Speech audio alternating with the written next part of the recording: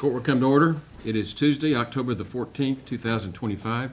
It is 9 o'clock in the morning, and the Kerr County Commissioners Court is now in session. If you would, please stand for the prayer and the pledge, which will be led by Commissioner Paces. Heavenly Father, bless our gathering here today as we conduct the business of Kerr County. Guide our deliberations and decisions and ensure that we act in the best interest of the people of Kerr County. Father, you said in your word, "Blessed are the peacemakers, for they shall be called the sons of God." So we praise you, Lord, for guiding President Trump and his team in their efforts to bring peace to the Middle East and for the return of the Israeli hostages that were brutally taken 2 years ago.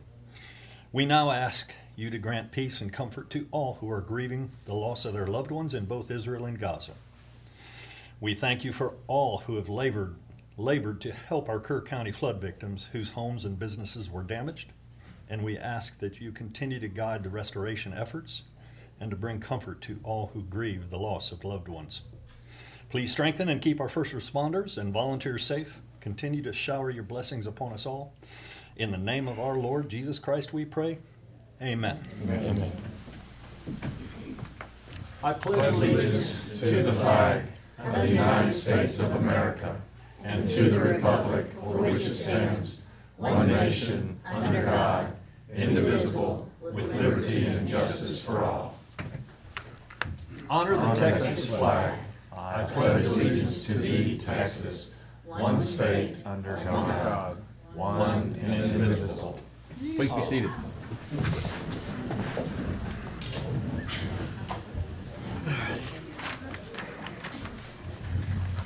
We're a little crowded, so kind of scooch over a little bit.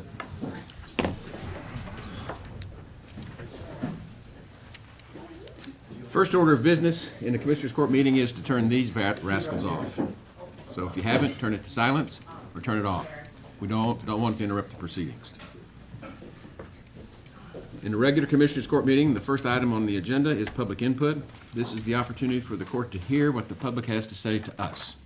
This is for our receipt of your input to us. We do not get the opportunity to give you back any information at this time. So with that, I've got one person that signed up to speak. That's Mike and Jan Pieracini. Did I say it right? That's right. I have to look at that Italian twice. Good morning. Good morning. It's that time of year again for the Kerrville Flags of Honor. If you notice, the name has changed. We are no longer under the direction of a national company that does this. We've branched out on our own so that we may better serve the community with this event. This event starts October 18th. Opening ceremony is at 11 a.m. There will be speakers and a special presentation to a 8-year-old flood survivor. So we encourage you to come out and see this special ceremony. We encourage all first responders to represent there at that time. Taps will be played every evening at dusk. The event is open 24 hours a day to the public. If you want to see something beautiful, walk the 500 American flags as you see here in the evening. It's free to the public. It's open to everyone. The theme again this year is Honor Your Hero. And you may purchase a flag for $45 to honor your own personal hero. I know several of you in the room have done that in the past. We have new and improved flags since we are now in control of the event. We hope that will better serve the community. And at the end of the event, you get the pole, the flag, the finial, which is new. We had a citizen donate new finials for all 500 of the flags. So we're pretty excited about this year, some changes, but we hope that it's improved, and we welcome the community to share in this event because it is the community's event. All proceeds go back to the community Gunny's Warriors does not keep any of the money. This is our way of thanking the community for supporting us in our mission to help Hill Country veterans. Thank you. And Mike, as usual, always dominates the microphone.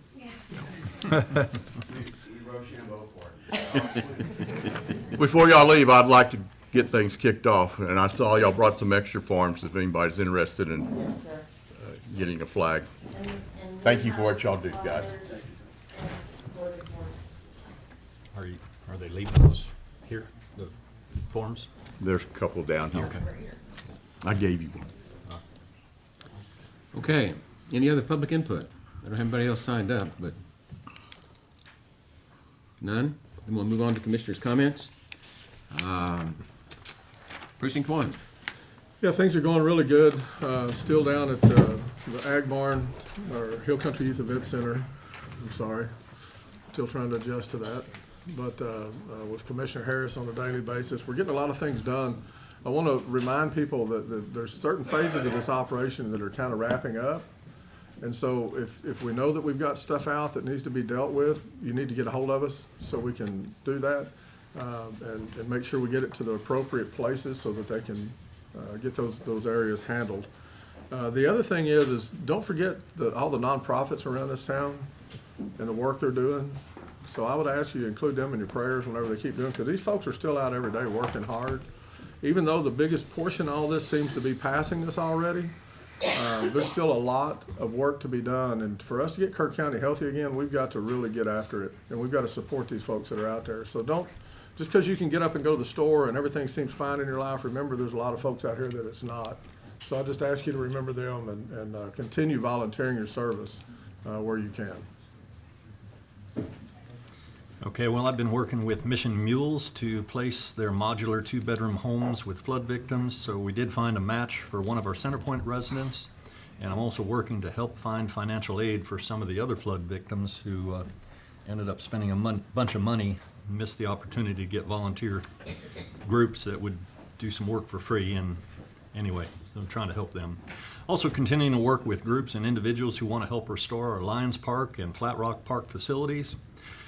Pleased to tell you that Woodsman Life has committed to providing playground equipment and a large lighted flagpole for Flat Rock Park. That donation will be on the next agenda for approval after we meet this week with FEMA regarding replacement of the old playground equipment that was destroyed in the flood. And I'm also continuing to coordinate with American Legion, who wanted to help with the restoration of Flat Rock Park. And we also have a couple different people who are groups that want to donate trees. And I believe there's an agenda item for one of those such donations later. I really want to thank our Road and Bridge Department for repairing the roads and parking areas in Flat Rock Park. The roads were heavily damaged by the flood. And with the work that Road and Bridge did, they look better than ever. I can't remember if I've ever seen them look that good. And I'm particularly pleased that we were able to do this with materials and funds from last year's budget. When I asked Kelly Hoffer to see what they could do, I had low expectations considering all the other work they had on their plate and the limited funds that were available, but all I can say is that my expectations were tremendously exceeded. So thank you, Kelly, and the entire Road and Bridge project, anybody who had anything to do with it. We have an agenda item for Lions Park restoration, so I'll hold off on that. I did attend a meeting with TxDOT and our engineers and Road and Bridge personnel on Crossing Street Bridge project to better define the type of bridge that would be installed in an effort to minimize the footprint and the associated impact on the poor little endangered mollusks that inhabit the Guadalupe River.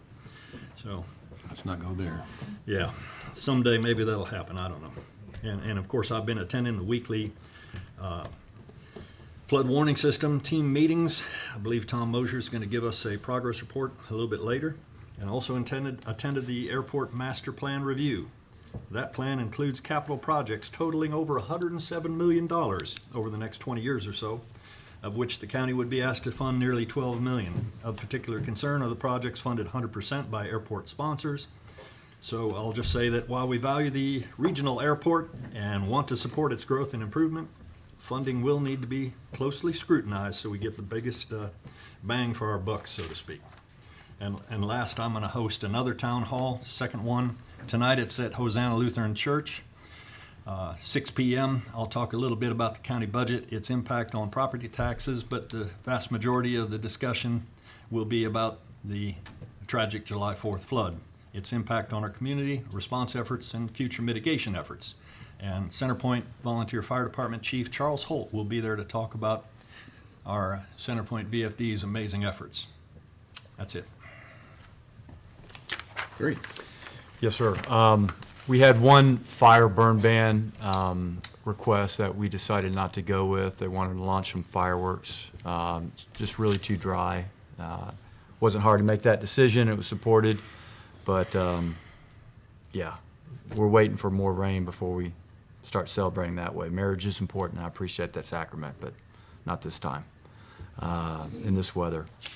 Flood assist, we also have been involved with One Home, and I appreciate what they're doing for the modular homes. They've been working with one family in particular who lost their home, and Habitat for Humanity has come on board, and the modular home folks as well have come on to provide case manager to get them back on their feet. It's been a whole kind of community effort for one person that was kind of left unaware of until about last month. So thank you for that referral, Robbie. Centerpoint VFD been supporting their efforts as well. As you may know or may not know, they actually go far into East Kerr County, all the way almost to Ellers Bridge, and provide support within my precinct. So not only volunteer, but I'm also helping their future station number 3.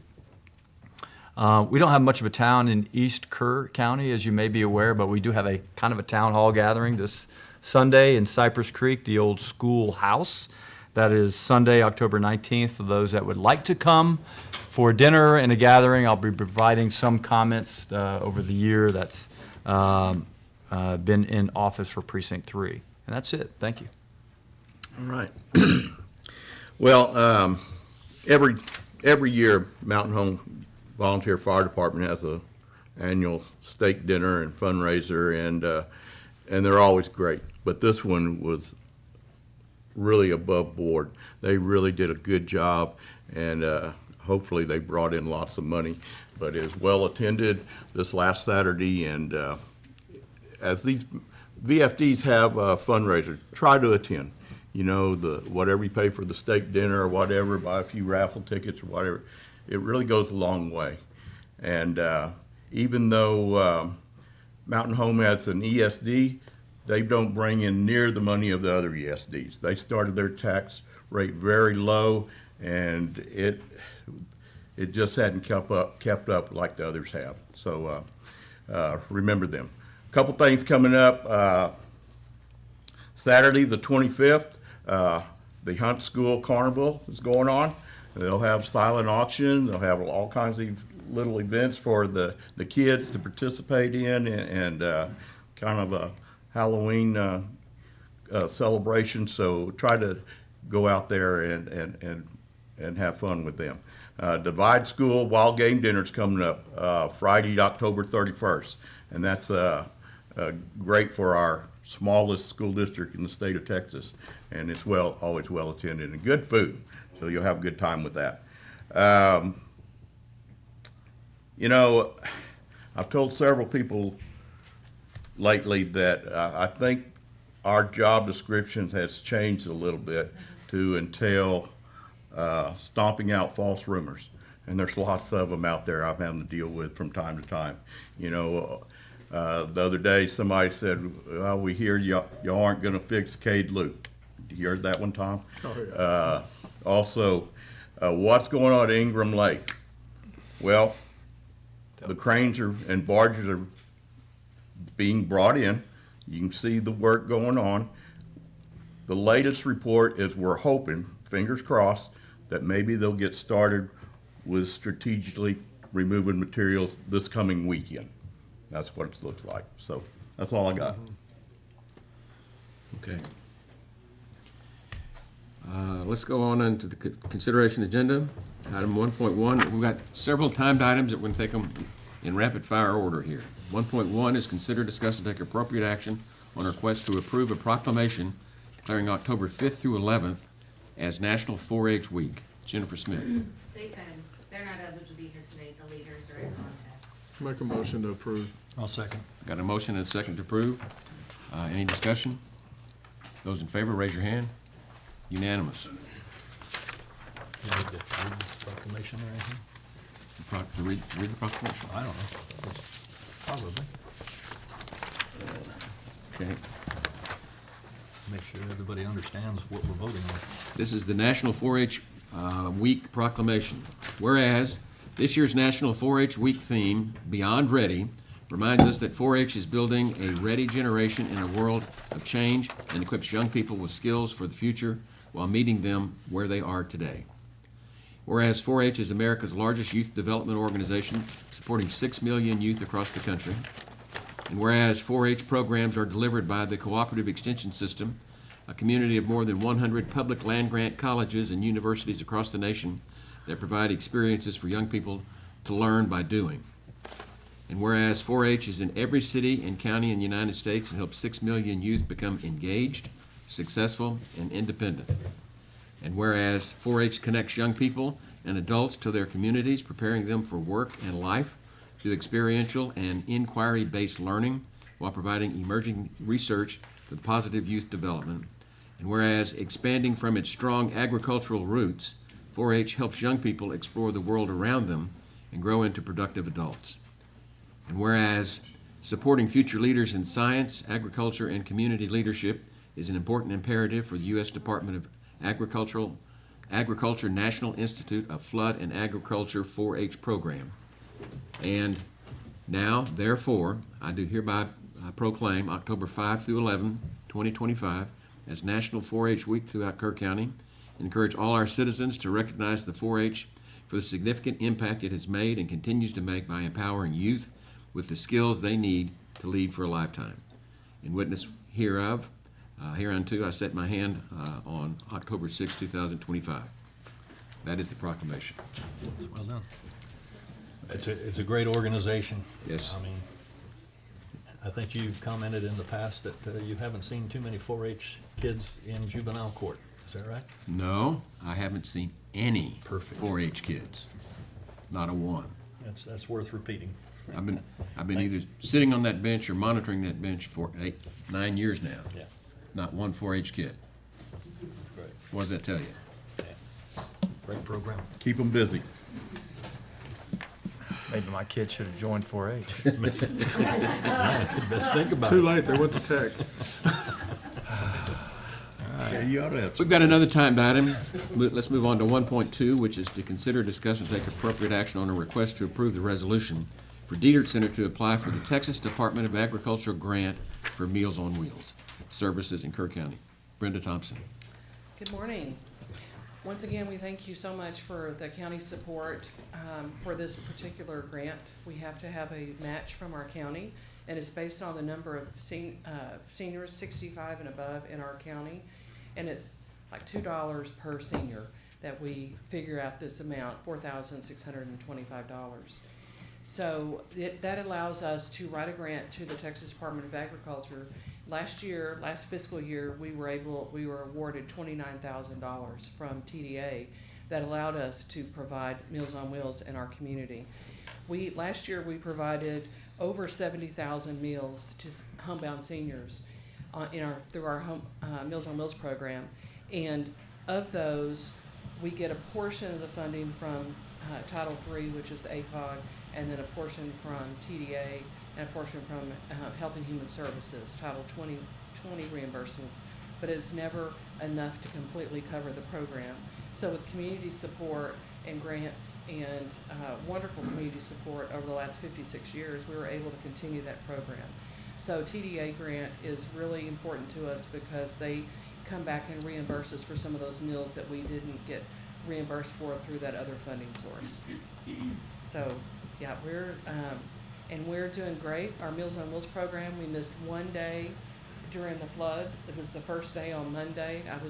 We didn't deliver because I wasn't sure what the streets were gonna be for our drivers and our volunteers. And once we were able to determine that everything was good to go, they started on Tuesday delivering, and we haven't missed a day since. So our homebound seniors are getting served. Our congregate meal program started August 4th, and we've gone from 72 the first week to over 300 this last week. We did over 300 meals through our drive-through program. So we're looking forward to opening very, very soon. We'll be hearing about it very soon when we open and we have our congregate meal program back in our building. And 20,000 square feet of our first floor, the whole first floor flooded. So we've been doing major renovation project, but it's coming real close to the end, so we're real excited about that. I move for approval. I'll second. Got a motion and a second to approve the Meals on Wheels program as presented by Brenda Thompson. Any Brenda. discussion? The day I got to come down there and help serve, I'm gonna tell you that it was not just enjoyable, it's a fun thing to do. But your volunteers are so enthusiastic about what they do. I mean, they have so much, they enjoy their service, which is what it's all about.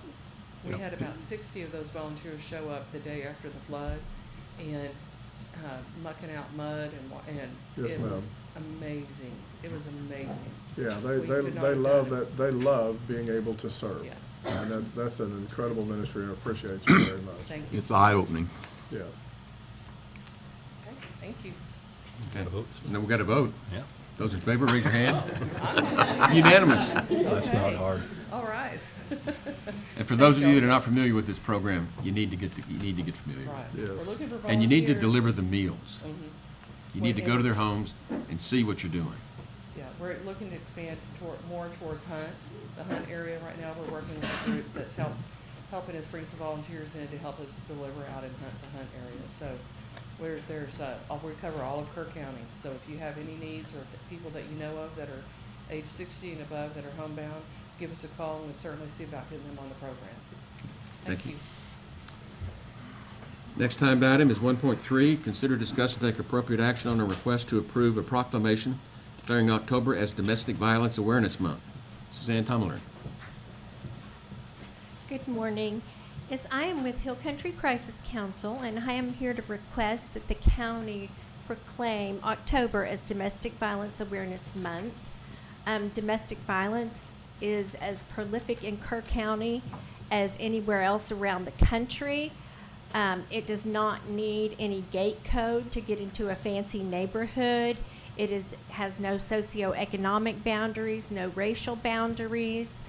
It is an insidious public health crisis, and we have a large staff at Hill Country Crisis Council that work toward assisting those victims every day. I'll make a motion to approve. I'll second.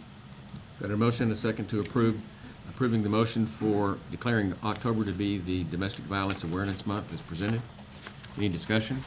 Is this also a national time for cancer is normally October for breast cancer? Yes, This yes. should be also domestic. And we are violence as and well, yes. Breast cancer, I thought. Breast cancer Just and so- domestic I think we're all violence. tracking that. Just wanted to state that. Yes, yes. We should follow suit. Okay, thank you. Uh-huh. Any other discussion? Those in favor, raise your hand. Unanimous, thank you. Can I present you with some awareness pins? Oh, great. There you go. Thank you. That's neat.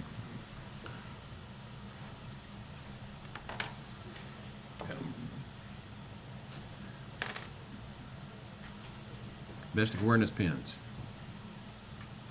And they're purple. Item 1.4, the next timed item is consider, discuss, and take appropriate action to accept the report on the 50th anniversary of the Kerr County Historical Commission. Ms. Bond. Good morning. My name is Bunny Bond. I live in Precinct 4. I am the first vice chair of the Kerr County Historical Commission. I'm appearing today in place of the chair, Barbara Oates, who is not able to be here.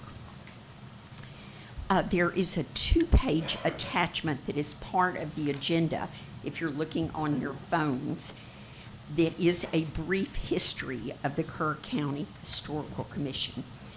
I do want to say that thanks to Linda Stone, who is a member of the Historical Commission here today, most of the information in that 2-page brief history is in the display cases right in the foyer of the courthouse. She took the information and transferred it to panels, and they're in the display cases. I basically am here to just do this very brief report. Yesterday was actually the 50th anniversary of the appointment of the Kerr County Historical Commission. On the 13th of October 1975, the Kerr County Commissioners Court established the Kerr County Historical Commission and appointed 7 members. Now, I'm not going to read the names of all those 7 members. They're out in the display case if you'd like to see them. But what I would like to do is to add some information that I don't think is in that document or in the display case. I want to say thanks to the members of that Commissioners Court in 1975 and read you their names, because some of you will know who these people are. Judge Julius Real Neinhofer, Commissioner Precinct 1 William Cade Schwedhelm, Commissioner Precinct 2 Clinton Melvin Sally, Commissioner Precinct 3 William Adolph Bartell, Commissioner Precinct 4 Roger Everett Stone. Julius Neinhofer, I think, served as Kerr County Judge longer than any county judge in the history of this county. Some of these other gentlemen served as long as 20 years or more. I don't think anyone served as long as former Commissioner Les, who has certainly been privy to over half of the history of the Kerr County Historical Commission. I do want to say that some of the duties of the Historical Commission, one is cemeteries, and we are charged with locating and documenting cemeteries. There are 45 identified cemeteries in the county, but the current count of actual burial sites in the county is 80 locations. That's a lot of locations. So we're always working on updating that list. 11 of those 45 cemeteries actually have Texas historical markers on the cemetery. The other big project that we've done ever since 1998 has been oral history. So there are over 150 recorded oral histories on the portal to Texas history. If you've not been on the portal to Texas history, it is maintained by the University of North Texas. And they're running a bit behind getting things posted up there, but it's always a matter of money and staff, as the commissioners know well, in order to get the work done. But we appreciate the fact that we have so many posted there. One of our next responsibilities is Texas historical markers.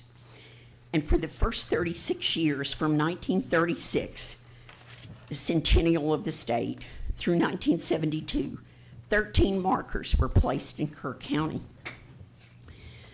After the commission, the County Historical Commission, was established from 1977 through 2020, 75 more markers have been established in the county. And all the marker requests for historical markers must come through and be approved by the County Historical Commission. There are currently 88 historical markers in the county. 2 more have been approved, but they are not in the ground yet. So 2 things I want to say about the flood. We drove around and inspected cemeteries after the flood. Not immediately, because we were asked to stay off roads if possible, but we did check the cemeteries that we were very concerned about, including Wharton Cemetery on Wharton Road, which is very close to the river. We also inspected Texas historical markers that we knew might be affected by the flood. The initial count was that 2 markers were missing. One of those markers has now been recovered by TxDOT. It has only minor scratches, so they're in the process of putting it back in the ground again. And to conclude, I just want to say very briefly, the Historical Commission is very grateful for the space at the Kerr County Annex. That new office has made a real difference in the way we're able to have meetings and work on projects. So we certainly appreciate that. We also appreciate the financial support over the years, because I've read back through 25 years of annual reports that the commission made to the Commissioners Court.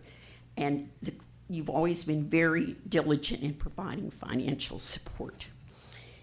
And lastly, I want to recognize the help of the judge and the county commissioners, including Commissioner Holt, who is our liaison to the Historical Commission. But I also want to recognize Jody Grinstead, who feels a lot of requests and helps us, and we really appreciate that. And Noel Putnam, who is one of the members of the Executive Board for the Historical Commission. Thank you so much for your support. We're very proud.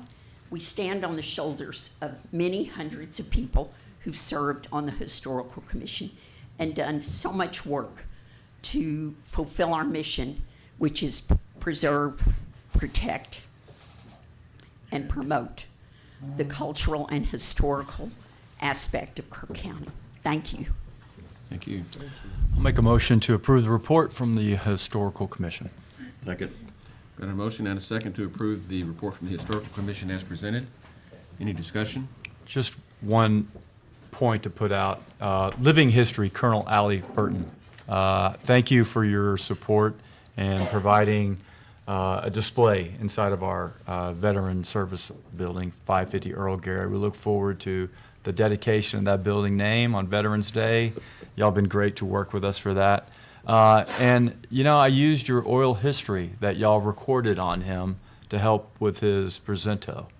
Surprise, I'm not going to tell you what the presento is. You got to come to the event to see that, but I used that oral history, so thank you for doing that. Well, and Lynn Stone is one of the people working on helping barcodes with that exhibit. Yeah, y'all seem to do very well in preserving our history at different locations, including here and then over at the Art Center, so thank you. Thank you.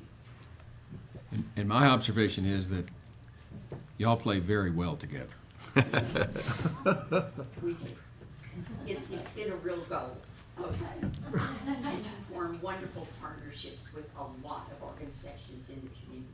And it shows. You need to check out their office in the West Kerr Annex. You do. Yeah, I need- We're very proud of that. It looks sharp. Y'all do good work over there. All those in favor, raise your hand. Unanimous. Moving on to item 1.5, which is our last 9 o'clock timed item, which is an update on the Kerr Together Long-Term Recovery Group. Todd Bach.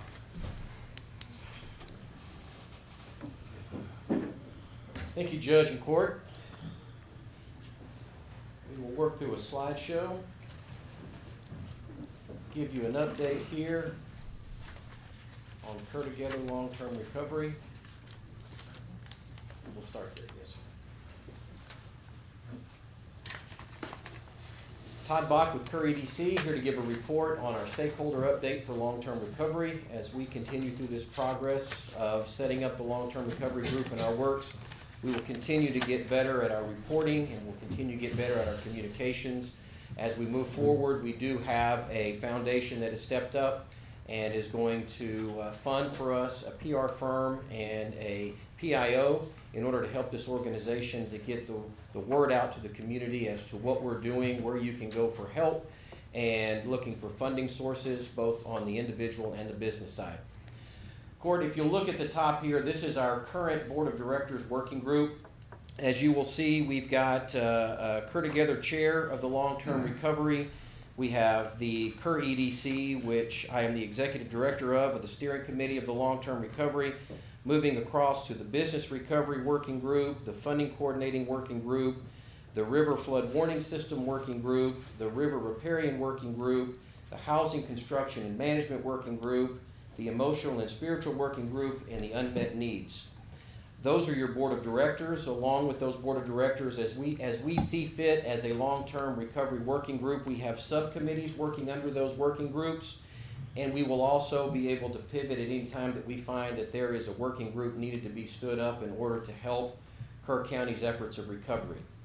Below the line there, you're going to see a list of what we are going to have as paid positions and support staff for the long-term recovery group. This will be funded through a grant from OneSource, which has a a sub-funding source called Rebuild Texas, which is used in a lot of disasters throughout Texas. They have asked us to apply for a grant that we are waiting on our approval that will fund some of the administrative, then help fund the PIO, research officer, and a resource coordinator, along with another grant funding that Kerr EDC received, which has the two of the long-term recovery consultants, William Woodston and Kim Faust, that are working under the umbrella of Kerr EDC to help out all of the working groups with their experience in disaster and helping to seek funding and assistance of all communities throughout Kerr County. We're also working with a partnership, GIM, the Global Empowerment Mission. They are a worldwide VOAD company that offers a tremendous amount of support and resources to Kerr County, which we will be looking to GIM as our large umbrella VOAD to help out with warehousing, volunteer coordination, construction management, and business case managers, as well as currently right now working through the blessings of the Community Foundation to stand up a warehouse out at OLE in Comfort to manage all of the donated items, those that are currently within the community, those that are remaining at the airport, and those that are out in Hunt. They will then take those into this warehouse where everything at that time, through all of our donations, will be inventoried and monitored, as well as having the ability to store donated goods as far as rebuild materials, sheetrock, wood, and materials that will be used to rebuild throughout Kerr County. And I know it was alluded to earlier, Habitat is working on the far eastern end of the county from the edge of the western Kendall County all the way through Kerrville. And then we have the Hunt Preservation Society, which will be running the home construction from Ingram all the way out through far west Kerr. Next slide. This is a list currently of the board of directors and the working groups in which they are the chair and vice chair of. The Kerr EDC is myself with Deputy Director Teresa Metcalf, and under us is the communications, which is led by Tim Rye and Kim Clarkson. Government Affairs is a working group that we are still working on setting up, and the business recovery is led by Chris Hughes, Broken Arrow Ranch in Ingram, and Paul Zip of James Avery. Then we have our Economic Development Subcommittee, Kelly Hagemeyer and Larry Howard. We have our Tourism and Recovery. That has changed. That is actually going to be Julie Davis as the chair. And under the Arts and Cultural, we've got Catherine Boyette and Angela Kennedy. And under the Guadalupe River Flood Warning System, leading that, we have Tara Bushnell with UGRA and Bill Rector as the vice chair. And I'll get to a slide here in a second, but you know we've got the Emergency Response and Public Safety. That organization and that working group is being put together currently right now by Chief Maloney in the city of Kerrville. Mass Care is Debbie Zabaka, which is of the Red Cross. Then we have our River Working Group, Jonathan Letts behind me here, former commissioner, and Becky Etzler. Unmet Needs is Beth Palmer and Lori Payne. We have a VOAD providing legal assistance to those survivors that need that legal assistance, and that is led by Brittany Gomez of TRLA. And our Emotional and Spiritual Care is led by David Payne and former Mayor Bill Blackburn. And a housing coordinator for the East and West are both John Dunn of Hunt Preservation Society and Mary Kimpana of Habitat for Humanity. And infrastructure is John Dunn and Bruce Big no. Bignell. Thank you. Thank you. So these are currently some of our working groups that make up our board of directors, and they are the actual leaders of these working groups that schedule the meetings. All of these working groups are meeting regularly, at least once a week, some twice a week, and in order to get all of the needs through Kerr County at least identified, and then we can go through a process of identifying those needs, whether it be individual needs or business needs. Next slide.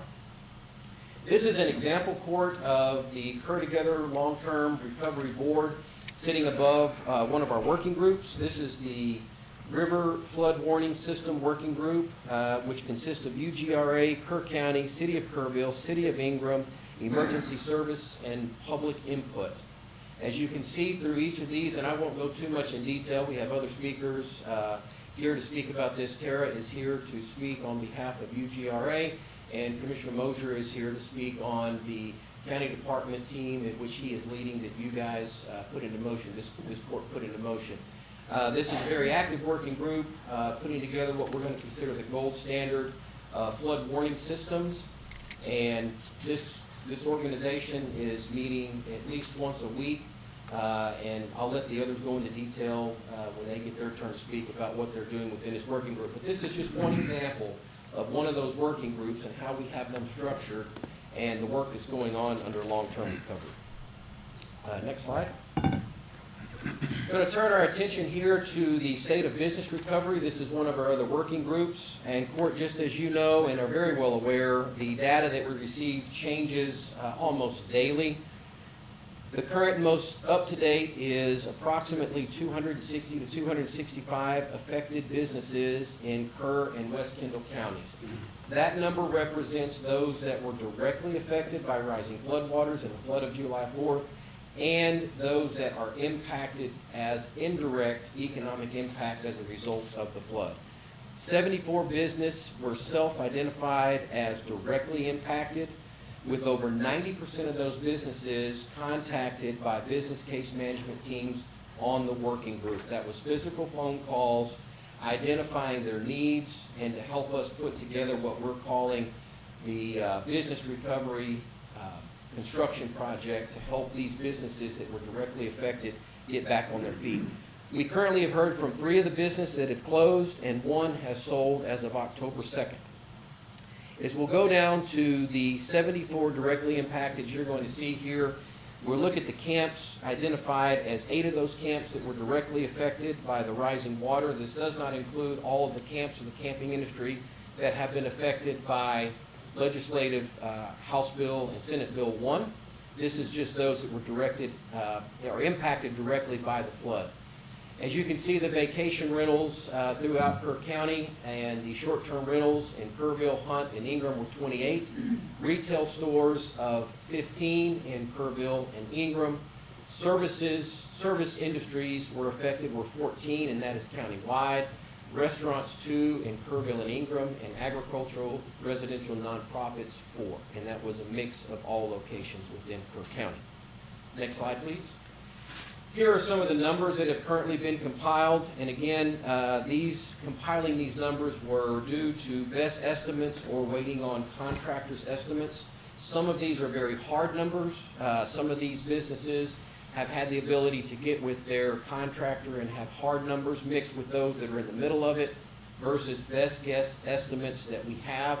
You'll see on one side we'll have materials. That is a percentage used across the board from the total rebuild estimate. The total rebuild estimate consists of labor, materials, soft cost, and professional services in the total rebuild estimate. If you go down to the total, we're at $58.6 million, and I will let you know that there are some of these organizations and some of these businesses that are not in this total yet.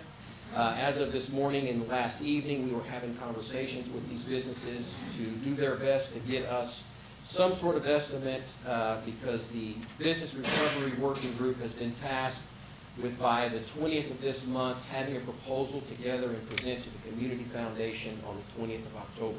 So we're working very diligently to get these numbers as short up as possible. And again, just like the housing did, put together a rebuild program. We are currently also working on a rebuild program for business recovery. The bottom number there is the businesses excluding the numbers for the camps. These are the numbers that we have currently for the businesses, materials, and full estimate rebuilds. The other number that is missing on this that we are also trying to go back is some of those businesses are already in the process of rebuild.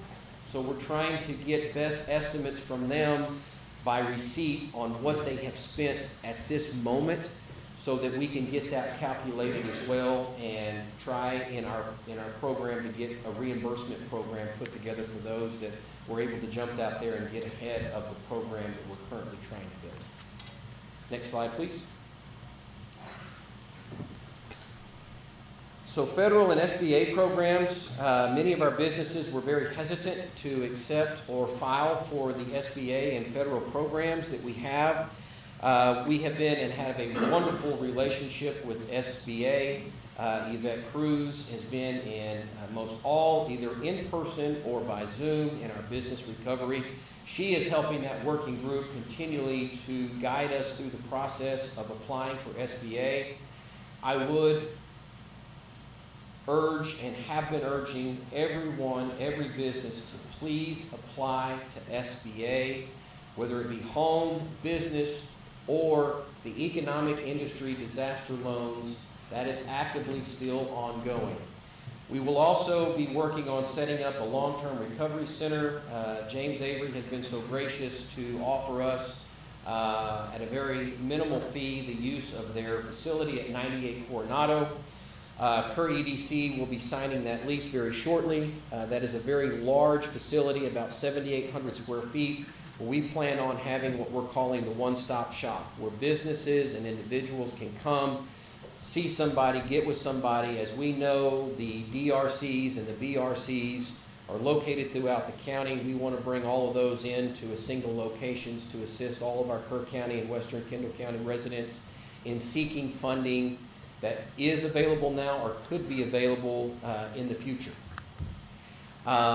We are partnering with Lift Fund. Lift Fund has been in the community. They've done a fantastic job in distributing grant monies, both provided by the Community Foundation and other funding stakeholders. You'll see the Community Foundation, Wells Fargo, HEB, Bank of America, all of which have helped out with the funding and distributing of those funds throughout the businesses and individuals throughout the community. And very interesting, if you look at the job retained, this is based on the number of businesses, how many employees they had, and the ability to keep those businesses stood up while we're waiting and continue to help out those businesses, which is a very large number. And to that, I will go into the fact that WorkSource Solutions Alamo came to us very early on, end of July, 1st of August. The Department of Labor has a program in which they fund Texas Workforce Commission, which trickles down to Workforce Solutions Alamo locally. Kerr County was awarded from the Department of Labor $890,000 to help those that were unemployed or displaced by the flood get employment throughout Kerr County. The details of that and how to apply for that, this is very new, so the infrastructure on how to apply for those that were displaced during the flood is not set up yet. As soon as we have that information, we will be blasting that out throughout Kerr County, how to get those folks set up in jobs to help. And those jobs are primarily, and the job descriptions are set up to help recover Kerr County. Our local banking partners, the community banking in Kerrville has been amazing. We've all met together on multiple locations. All of the local community banks crossing lines, helping out others, whether they're your client or not, directing them directly to the other community banks that are participating with their own internal financing programs. It's just been a wonderful to see how all the local banking has come together. Next slide, please.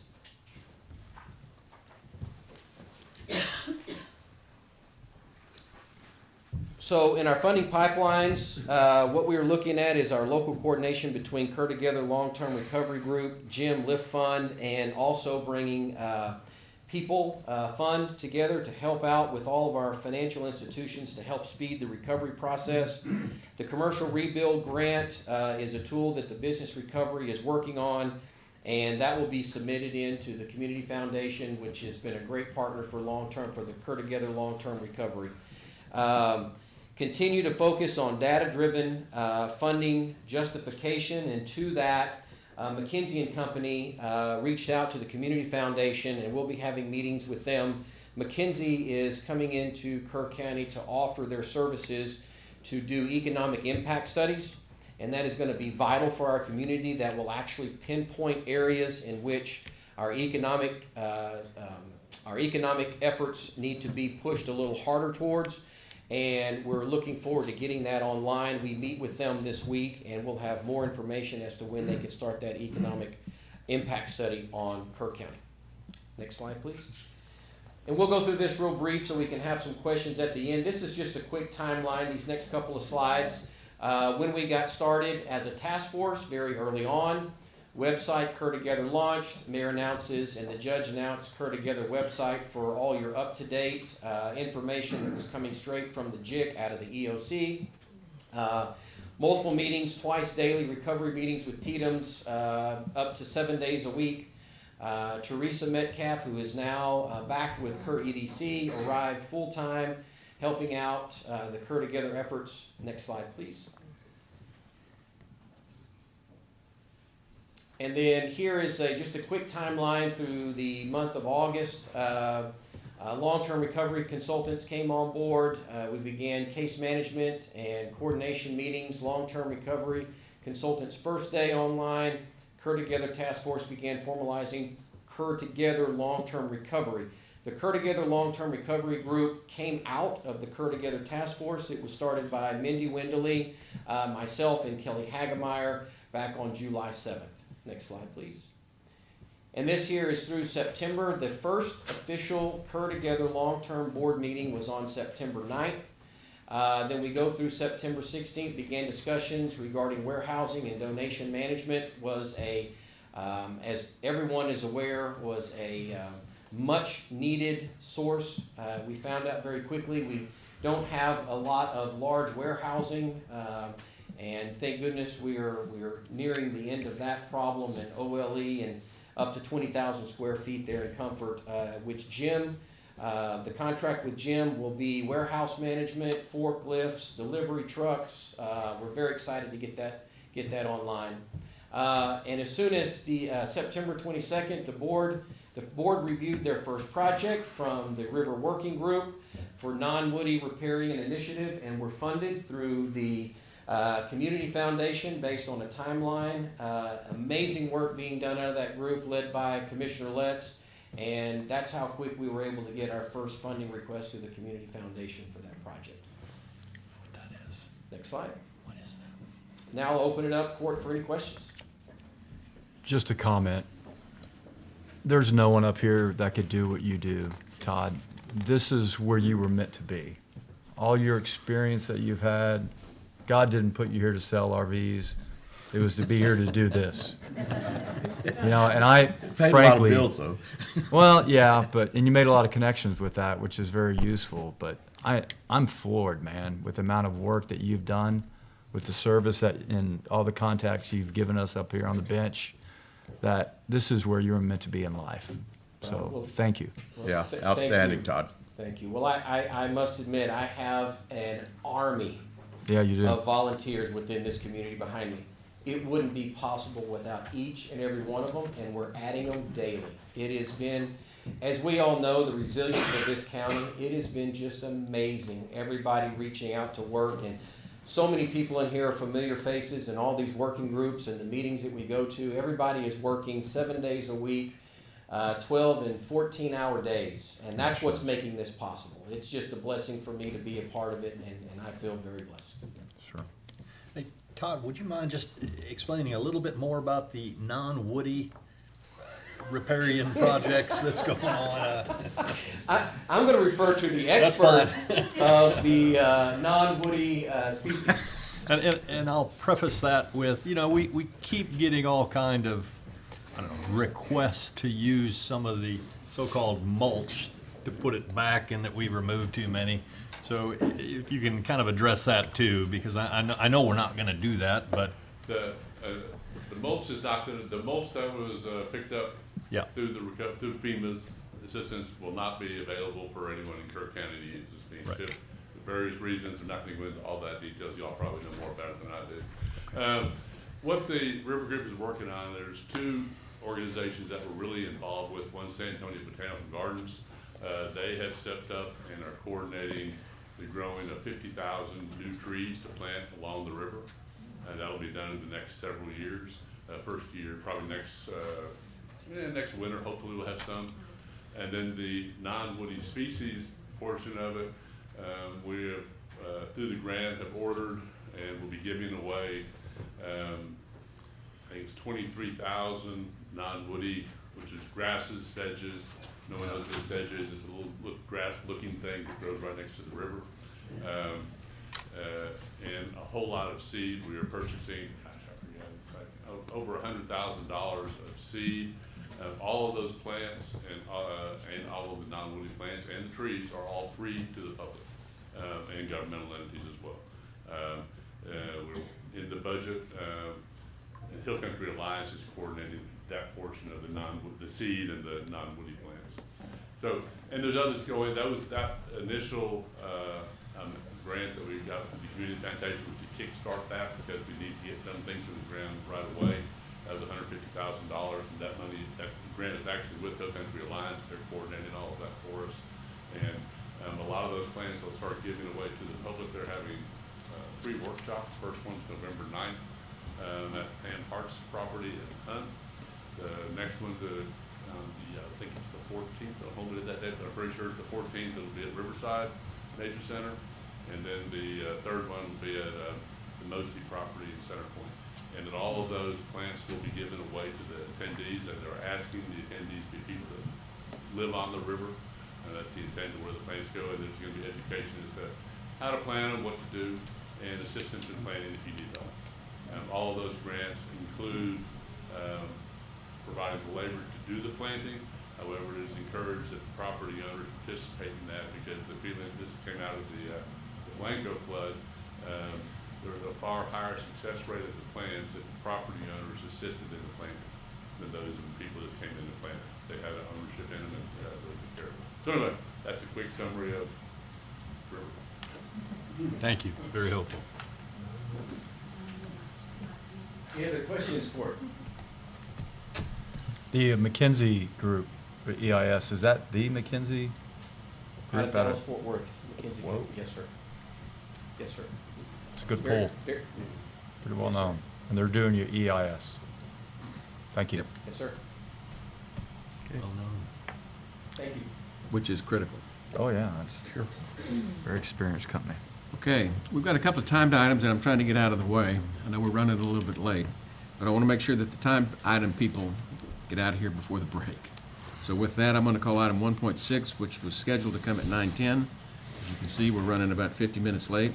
This is consider, discuss, and take appropriate action regarding the status and recommended plans for the development of the Guadalupe River flood warning system.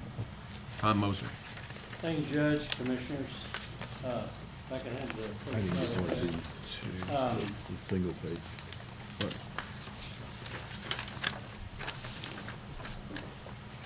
That was a hint that we're running a little bit behind for the judge. Okay. This is, we want to make it very clear that this working group that we have, a team to establish, I'll correct Todd on one thing, okay? It's not a gold standard, this is going to be a platinum standard, okay? On the flood warning system. Next chart, please. In the way of background, the flood warning system, we tried to upgrade this in 2016. We weren't successful. Since then, UGRA has done some work, which Tara will speak to in a little bit of what they're done. And then on July the 4th, we had the flood. August the 25th, Commissioners Court established a flood warning system development team, and that's what we are. We're a development team. I'll go through that. So the next chart, please. The court order at that time on 41-465 was to develop the concept, goal, definition, requirements for a united Kerr County flood warning system. I was asked to lead that, which I've been honored to do. We will present a plan of operations, each one of the organizations, and that's what this is about today. Next chart, please. Our team has been extremely active. As Todd mentioned, we meet at least once a week. We've listened to a lot of people on systems that they have in existence. Today we have myself, Bill Rector's not here, Rich Paces is part of the team, he's here, Ray Howard. I want to mention Ray Howard here. Ray Howard, city councilman from Ingram, has been going through some major health issues. It doesn't stop Ray. He drove from Houston the other day for a meeting, then went back to Houston for some more medical care. So Ray, thank you for all you're doing on that. Jonathan Letts is here. He's a member of our team. He's also a member is of the long-term working group. And then Doug Thomas, the emergency management coordinator, is our other member. Tara has been the facilitator of this team, and we couldn't have done what we've accomplished today without Tara doing all this. So next chart, please. Next chart. Okay, no, you skipped one if you don't go back to one. There was one on project development. Anyway, the development process on this project is the same as any. I mentioned this before, I'm going to use my experience.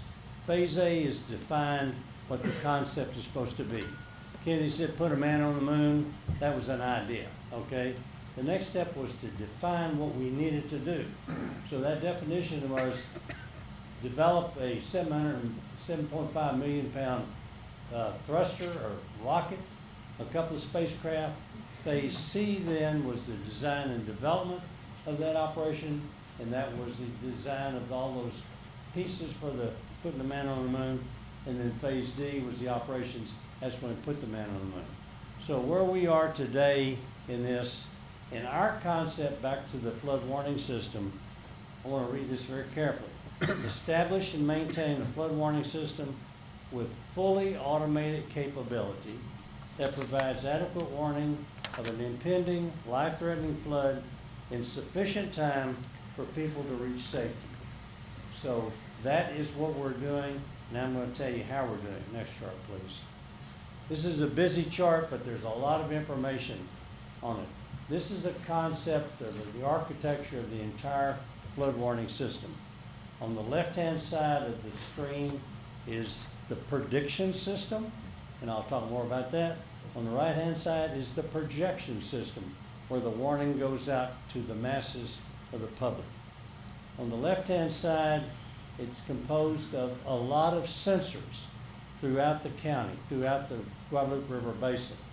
They are information from the National Weather Service, rain gauges, and flood gauges in the river itself, okay? That information, each one of those pieces goes into models, okay? Models are of the terrain of the entire river basin, okay, including the tributaries. So when a drop of rain falls, okay, as predicted or as measured, it will then determine where the flood could be and how much the flood will be. Those models are huge and they're complex, and they go into a computer system that very rapidly turns around and says the flood is going to be at a given location and this is how much the flood is going to be, okay? So to put that in perspective, if you're using the National Weather Service, we may have 50% confidence, okay, based on the weather prediction of where the flood's going to be and how much it's going to be. The next step is using rain gauges. That's probably going to then predict the flood where and how much, and that's probably going to be a 90% probability of that's going to happen. Then when you're measuring the stream, what's happening in the river itself, that's like a 99%. So the confidence in predicting the flood and where it's going to be is going to be extremely accurate, okay? To develop those models is going to be a significant project, okay? But that'll be part of the acquisition. On the right-hand side, okay, that's where is I think the judge was talking to me, he says, what you're talking about is on the left side is the brains and on the right side is the mouth. Well, that's a pretty good analogy, okay, from a lawyer. The warning system, the warning hub is a very smart system in itself. It takes the information of where the flood could be and to what extent it is, then it sends that message to specific locations. If it's a siren in Center Point, that's the only one that's going to be affected, only that siren will get the message that there's going to be a flood. The same way wherever in the county that flood is predicted to be, that's where the notification will be sent. Several types of notification. Number one is the sirens, okay? Yeah, we're gonna have sirens, okay? Number two, it's gonna be mass media, okay? It's gonna be cell phones, it's gonna be code red, and Those are the general warning systems. It's also going to be local warning systems within individual camps, individual RV facilities, individual homes. As long as they can receive that signal from this smart, intelligent communication hub, their system will be activated. Make sure that everybody understands there. So there's a mass warning for the public camping along the river who do not have this, perhaps do not have cell phone information, okay? That will be given to all of these entities, okay? Early on, when it's predicted to be a flood, the information will go directly to the sheriff's office, volunteer fire departments and things, not necessarily to alert the entire public that there's a flood which is imminent. So that's what the total system is. One of the models, as I mentioned, is a major challenge to develop these models. That's big, okay? It can be done, and it will be done.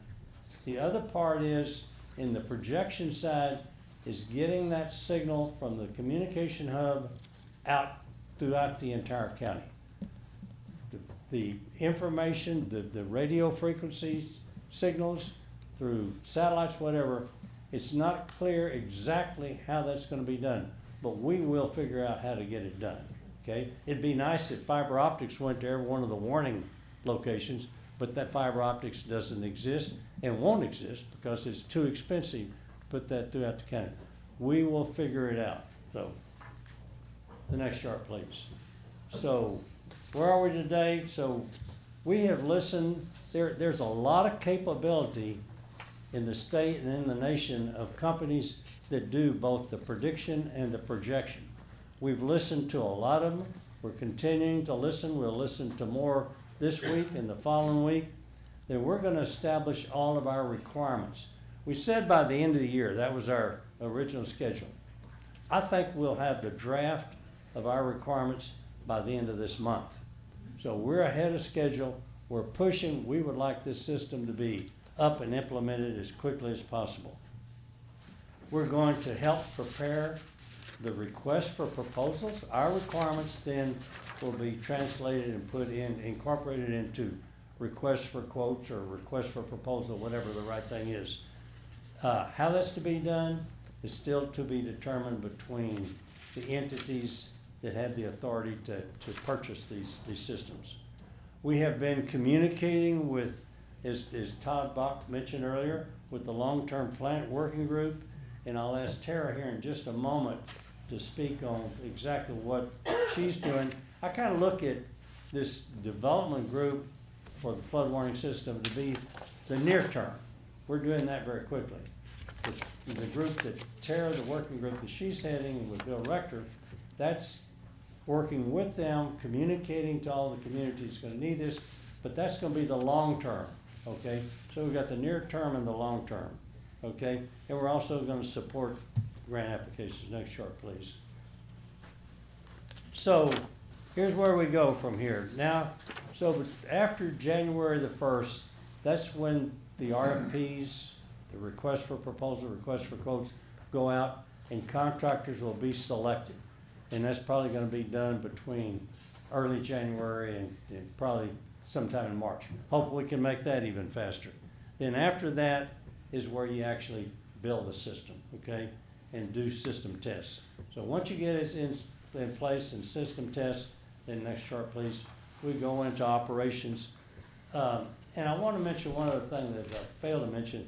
That smart communication hub, it has the capability, or will have the capability, to integrate and determine the readiness of every siren along the river, okay?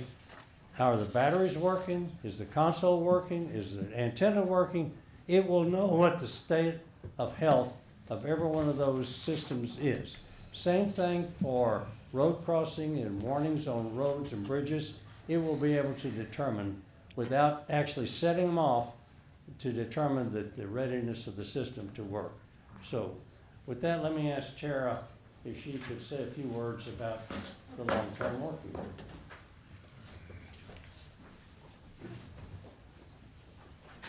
Morning, Judge, Commissioners, Tara Bushnell, Upper Guadalupe River Authority. Just wanted to provide some context about UGRA's plans and the working group to go along with what Tom presented. So, you know, of course, a flood warning system, like any system, it's an assemblage of pieces and it's procedures as well, different components. So as we've been working to develop it, I've kind of looked at them in some main areas. Kind of putting all of those pieces into three main buckets. So Tom talks a lot about the prediction and projection. And I think that's great description. So that prediction is bringing in all the information from different sources, interpreting it, and then sending it out. And that really is a continuation of the work that UGRA developed requirements for back in January. I came and spoke with y'all in May when we first selected our contractor, Kisters North America, who's developing this software in order to bring in all of those different pieces of information. So just a little bit more about those sources. Definitely National Weather Service forecasts are a part of it, so your weather. And then also other weather data that we have, like from Texas Water Development Board's Mesonet. So those will be brought in. And then you have those real-time sensors that are out in the watershed, like the image showed. And some of those are operated by Guadalupe Blanco River Authority that are rainfall gauges, Lower Colorado River Authority, and then the U.S. Geological Survey has our main stream gauges.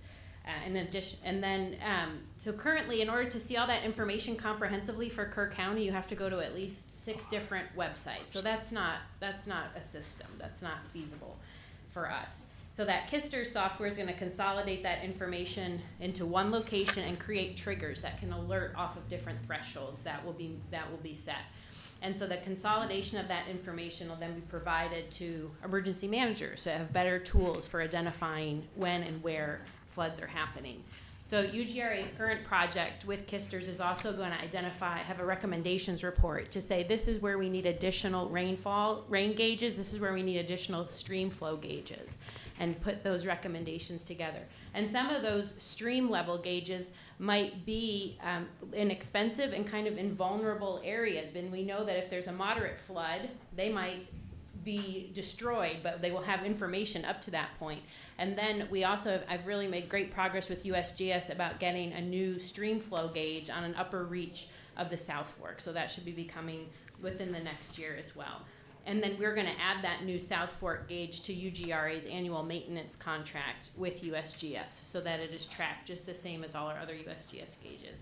And then those recommendations report from Kisters is also going to say what local models need to be developed in order to improve that prediction. So UGRA is committed to maintaining those data sources and transmitting them to our Kerr County emergency managers, in the future as well. So the projection side of it, how all that information is going to get out within a certain time and within a certain manner, we're really leaning on the development team to put together those requirements to kind of outline that in order to be effective. And that third piece, is emergency services, how we're looking at it through the working group. Todd mentioned through partnership or through work with Chief Maloney, putting together that emergency services subcommittee that's going to help to identify needs and goals and gaps so that we can put in place the procedures when that information is received, then what steps are taken to act on that information. And then also threaded throughout all 3 of these areas is telecommunications. So I'm bringing together a group to discuss telecommunications needs because it's going to be necessary throughout all of those. And also gathering information about the long-term operation maintenance requirements for all of these components so that we can keep the improvements going in the future. So altogether, it's a system. It's complex. It's not an item that you put in your cart at the store and check out, and it's going to have continual improvements. But we do have our timeline and does indicate that we will have definite improvements in place in 2026 and that they can be continually added on. So we meet as the Guadalupe River Flood Warning System Working Group to communicate these updates in all of those areas, to build that understanding within the group, to just be able to interpret the data so we can act on it, and also to keep those partners engaged because we're all working together towards that common goal of improvement for flood warning. So happy to answer any questions, but provide some context for the working group. Yes, sir. Just, I'm happy to see that warning sign with a flashing light on there. You've heard me talk about it before, how important I think that low water crossing gates and signs are. And I want to explain that so people understand. Any given day, there's 6 sheriffs out on patrol, right? Every shift. Maybe 8 in the future, but 7. 7, don't give them. Maybe, okay, yeah, 7. So there's a lot of low water crossings. And anytime a flood happens, either sheriff or the VFDs will go to those low water crossings because there's no containment within that, right? And we have to sit on that low water crossing. When I reviewed all the 119 deaths that we had and how they went in, a large percentage were in vehicles, right? Not necessarily trying to drive into it, but many of them were either at campsites or trying to flee because they don't understand you can't drive through water. They don't know how deep it is. They don't understand that a gas tank is a buoyancy tank on a vehicle and floats it up. So the amount of time and dedication that we have to sit on a low water crossing means we can't respond to somebody that drives into the water, right? We can't abandon our post. That becomes a huge issue for me, right? Because it frees up manpower from sheriffs or volunteers like Commissioner Paces and I were doing that morning when we're sitting and guarding a position that we can't, and we missed a lot of people, probably too many, because we're sitting and guarding a site. That's why I believe that those signs are so important. Now, from a federated network perspective, I also think about, what I've seen before with sirens is that they're connected to a cell phone, basically. And how'd that cell phone network do for us on that morning of, right? Messages are a little bit easier than getting a call through, but if a siren, is connected to a cell phone, is basically how they used to work. I want to make sure we have redundancy in the network, and I hope it's satellite. If it has to be radio, I hope it's truncated. And I don't want to speak on your network, Sheriff, but a truncated network, or at least radio from point to point, where it can't get overridden by volume of traffic. We saw that with our own radio network. Our repeaters were lost off our radios. We were only point to point because we couldn't hit towers. That's still going to be the challenge. I know, truncated towers. So what I'm asking for is your points of presence out there to report, whether it's a rain gauge or a flood gauge or a siren, that there's redundancy in the network. Because we saw it got overloaded. And when you're relying on it, I hope you have that redundancy. And satellite is great. I'm not sure we have Starlinks to throw everywhere, but that stuff absolutely seems to be uninterrupted. Thank you. I didn't want to get into too much detail there, but redundancy is key, okay?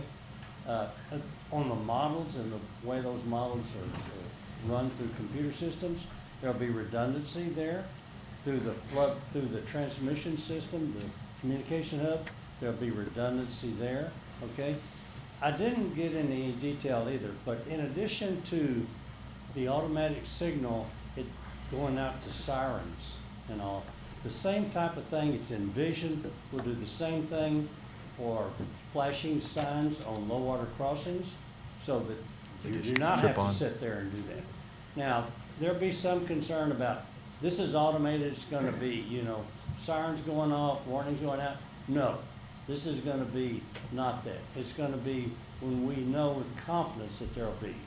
And so the signal will go out, and if whoever's in charge of this system wants to interrupt, okay, that signal going out automatically, they'll have a couple of minutes to be able to do it, but that's it, okay?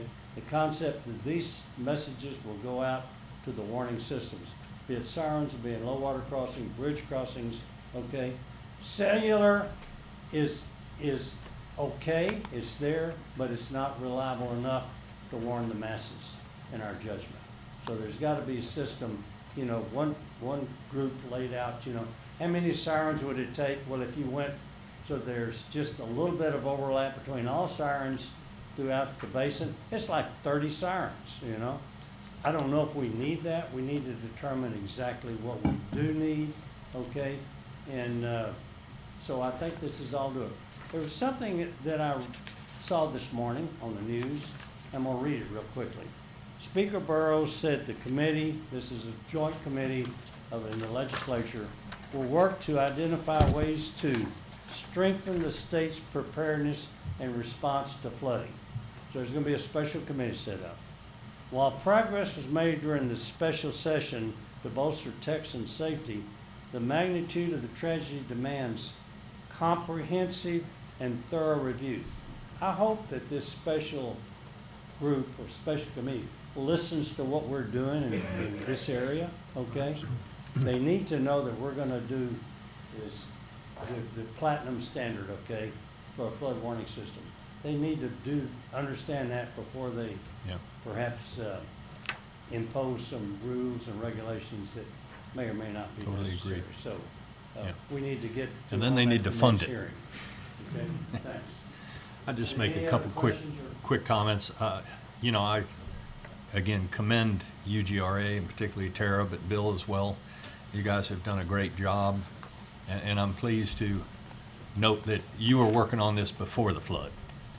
And you know, you kind of took a beating back in July when we had a bunch of legislators come down here and make a bunch of off-the-cuff statements and throw a bunch of criticism out. But as I say, the real criticism and the shame was that we didn't get funding for a flood warning system years ago when it was sought. So sometimes people that are criticizing need to look in the mirror.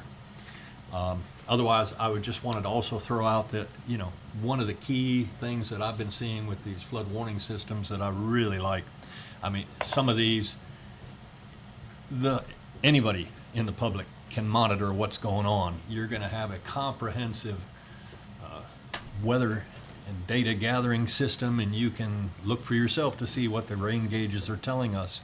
And so for all of those fire department personnel who felt they didn't get adequate warning, well, you know, when you get that crick in your neck or whatever that tells you that there's weather coming, you can start watching this stuff, and there won't be any surprises. We won't be waiting on dispatch to tell us to respond. They'll still do that, of course, but it's going to give us a huge heads up in terms of our emergency response. And for those people who live on the river, you better be watching this system for all the camps and parks and so forth. So I'm really encouraged with what we've been seeing, and I'm confident we'll have a great system when it's all said and done, as long as we get funding. Tom, hats off to you and your team. Oh, yeah. And Tara, We'll too. get there. Yep. All right. Let me just say from the sidelines, I've been working with all these people, from Clyde Bach and the Long-Term Recovery Group to UGRA and our flood warning system team. We fly all kinds of flags. There may be the volunteer fire department flag, there may be the ESD flag, there may be a municipality flag, there may be a regional flag, like a precinct. We have at least two cities in the county and the UGRA involved. And if you notice, the UGRA is the only one that really carries the state flag. And so all of this is being done with their lead. And believe it or not, all these little Indians running around are on the same page, working together, pulling in the same direction. And there is remarkable collaboration and cooperation beyond explanation. That's all I can say. They're doing a great job. Okay, we're going to go ahead and take a 5-minute break, and then we'll come back and finish up with the Veteran Services because they were timed at 9:30, and we'll get back on track. We're behind.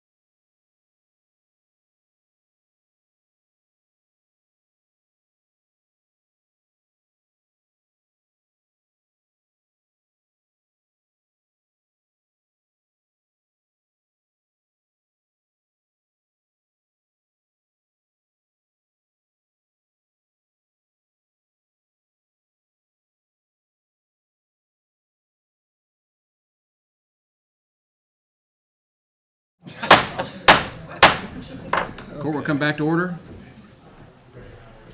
Okay, what we're going to do is let me get to the 9:30 item, which is item 1.11. Consider, discuss, and take appropriate action to accept the monetary donations for the Kerr County VSO for the upcoming dedication on November 11, 2025. And Sanchez was going to do that, and she's not here. I work with the Veteran Services Office, and this is just to accept the donations that have been made to the VSO for the Veterans Day event.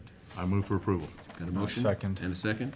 Any discussion? Just, I don't want to give away the surprise completely what some of the donations are going for, but it might be something kind of like you're sitting on, but kind of cooler. And it's very nice. We have a good design. It's being made, and it will reflect the address and then the building and that is being named in honor of. So that's where it's going to. Thank you. Okay. Now, I've got 4 items that we have not addressed that are earlier on the agenda. Do we need to vote? Need a vote. Oh, those in favor, raise your hand. Yes. Unanimous. Okay.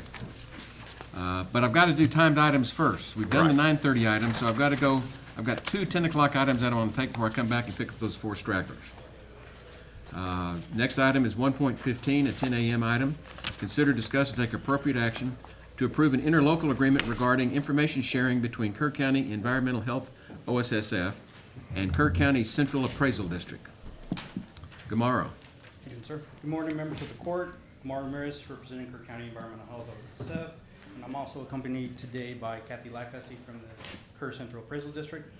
We are appearing before the court to request approval pursuant to Chapter 791 of the Texas Government Code to enter into a local agreement between the Kerr Central Appraisal District and the Kerr County Commissioners Court.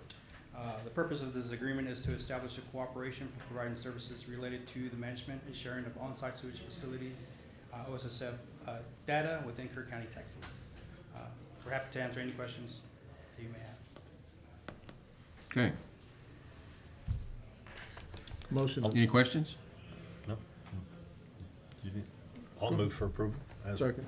Got a motion, a second, to approve the request for an interlocal agreement between Kerr County and the Kerr County Central Appraisal District regarding OSS properties as presented.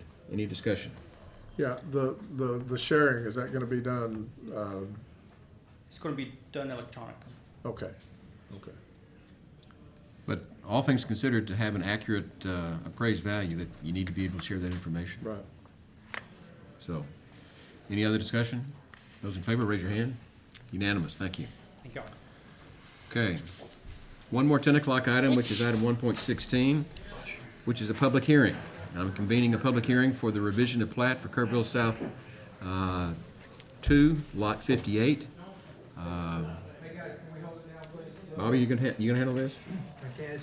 It's public hearing. Public hearing.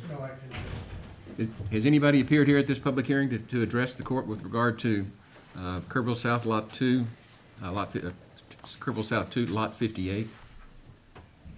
There being no one here, then I'm going to go ahead and adjourn the public meeting. And with that, we're going to go back and pick up those stragglers. I'm going to start with item 1.7. Consider, discuss, and take appropriate action regarding an update on Lions Park. Katie Graham. And Katie is not here today. I spoke with her yesterday. They're really not quite ready to come to the court. I think they need to prepare a MOU as kind of the next step as they seek to obtain some funding. But they're really going all in on this. They want to hire a landscape architect and to really get a good design. So we'll see where it goes. But hopefully they'll be in the next meeting. But the good news is, as we've heard from the other presentations today, our community is very united Oh, yeah. and very active, and we're cooperating with one another despite all of our differences, which I really commend everybody that we've been able to do this, and really look forward to the improvements of Lion Park. And Katie attends our riparian recovery group meetings, Yep. and so we're working with her on all of this. And they really want to have a riparian focus on this, so Right. with all kind of plants and stuff. I don't know, but anyway, so we'll see. Hopefully next time we'll get an update.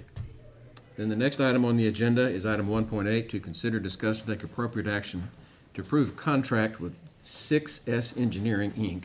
for the Volunteer Fire Department generators and the Hazard Mitigation Grant Program. And this was going to be Dub Thomas, and he's unable to be here, and we have Noah Putnam. We've gotten the contract together. We had the selection review committee come together, and this is who we went with, and it's just at this point signing the contract. And for those that don't know, we've been working trying to get these generators for the volunteer fire departments for years, literally years. Yeah, it has and drug one of the on. constructive things from the flood is we at least got the generators approved finally. Okay. And they were badly needed during the flood, by the way. Oh, boy. And this is the engineering to go ahead and place the generators. Yes. I move for approval. Second. Got a motion and a second to approve the contract with 6S Engineering and the BFD grant for the generators as presented. Any discussion? Those in favor, raise your hand. Unanimous. Thank you.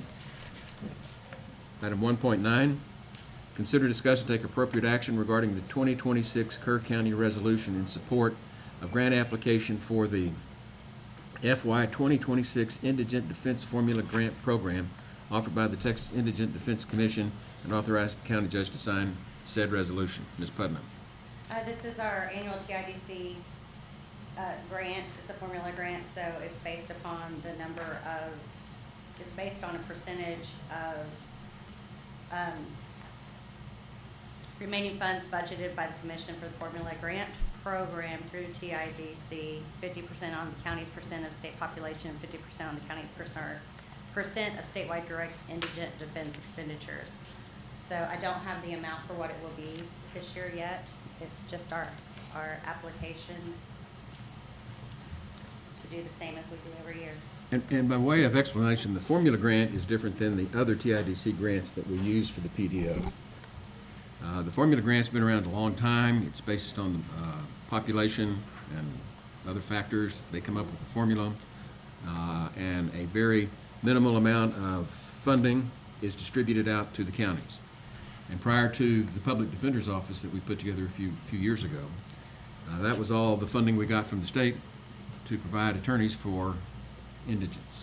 So does this go to the PDO? Yes. Well, no, it goes into the fund. It goes into our fund balance. Right, okay, But we use that to make our match. right, So, I mean, indirectly it does. right. And for those of you that are not that familiar with the PDO, that grant funding is still 1/3, 2/3. 2/3 by the state, 1/3 by the counties. 5 counties divide that on the basis of our actual case count, determined on a monthly basis, and it has worked very, very well. Our Public Defense Office is the model for the state of Texas right now, and the fair-haired child of TIDC. So we want to stay on good graces and go ahead and take this formula grant. Okay, I'll make a motion that we approve the 2026 Kerr County resolution in support of the grant application for the fiscal year 2026 Indigent Defense Formula Grant Program. Second. Got a motion and a second. Any discussion? Those in favor, raise your hand. Unanimous. Thank you. Thank you. Item 1.10, consider, discuss, and take appropriate action to change the name of Kerr County Animal Services to Kerr County Animal Control. Reagan Gibbons. Good morning. Let me just give you a quick backstory here. Probably about late 2013 to 2014, Kerr County Animal Control's name was changed to Kerr County Animal Services when a new director took over the department. There's been talk over the years about changing it back to Animal Control. And the reason it's pressing right now is because we're about to have a sign made for our new facility over here. So this was actually something that was recommended by our advisory committee several years back. We just never got around to acting on it. But I wanted to just go ahead and come in here and do that, see if you guys would approve that. There's a whole list of reasons of why, but we're Animal Control, and we just wanted to change the name back to what it was. All right, I'll make the motion to change the name to Kerr County Animal Control. Second. Got a motion and a second. to change the name back to Kerr County Animal Control as presented. Any discussion? That's what I called it anyway. Yeah, I think we all did. Sort of like the ag barn. Yeah. Yeah. Those in favor, raise your hand. Unanimous? Thank you. Okay, Si, we're back on our regular schedule here. Item 1.12, consider, discuss, and take appropriate action to approve the renewal contract for Westlaw ProFlex subscription with Thomson Reuters. Ms. Lance. Good morning, Commissioners, Judge. This is just a subscription that our district judges as well as the county attorney's office uses.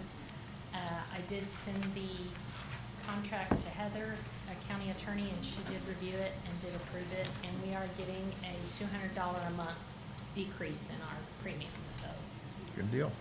I move for approval. Could you say that Got a again? motion and a second to approve the, I'm sorry. no, go ahead. And this does come out of dedicated funds. It comes out of law library, which is collected by. Yeah, but you said that we're getting a discount, is that what I? Yes, we were able to renew it at $200 a month less. Okay.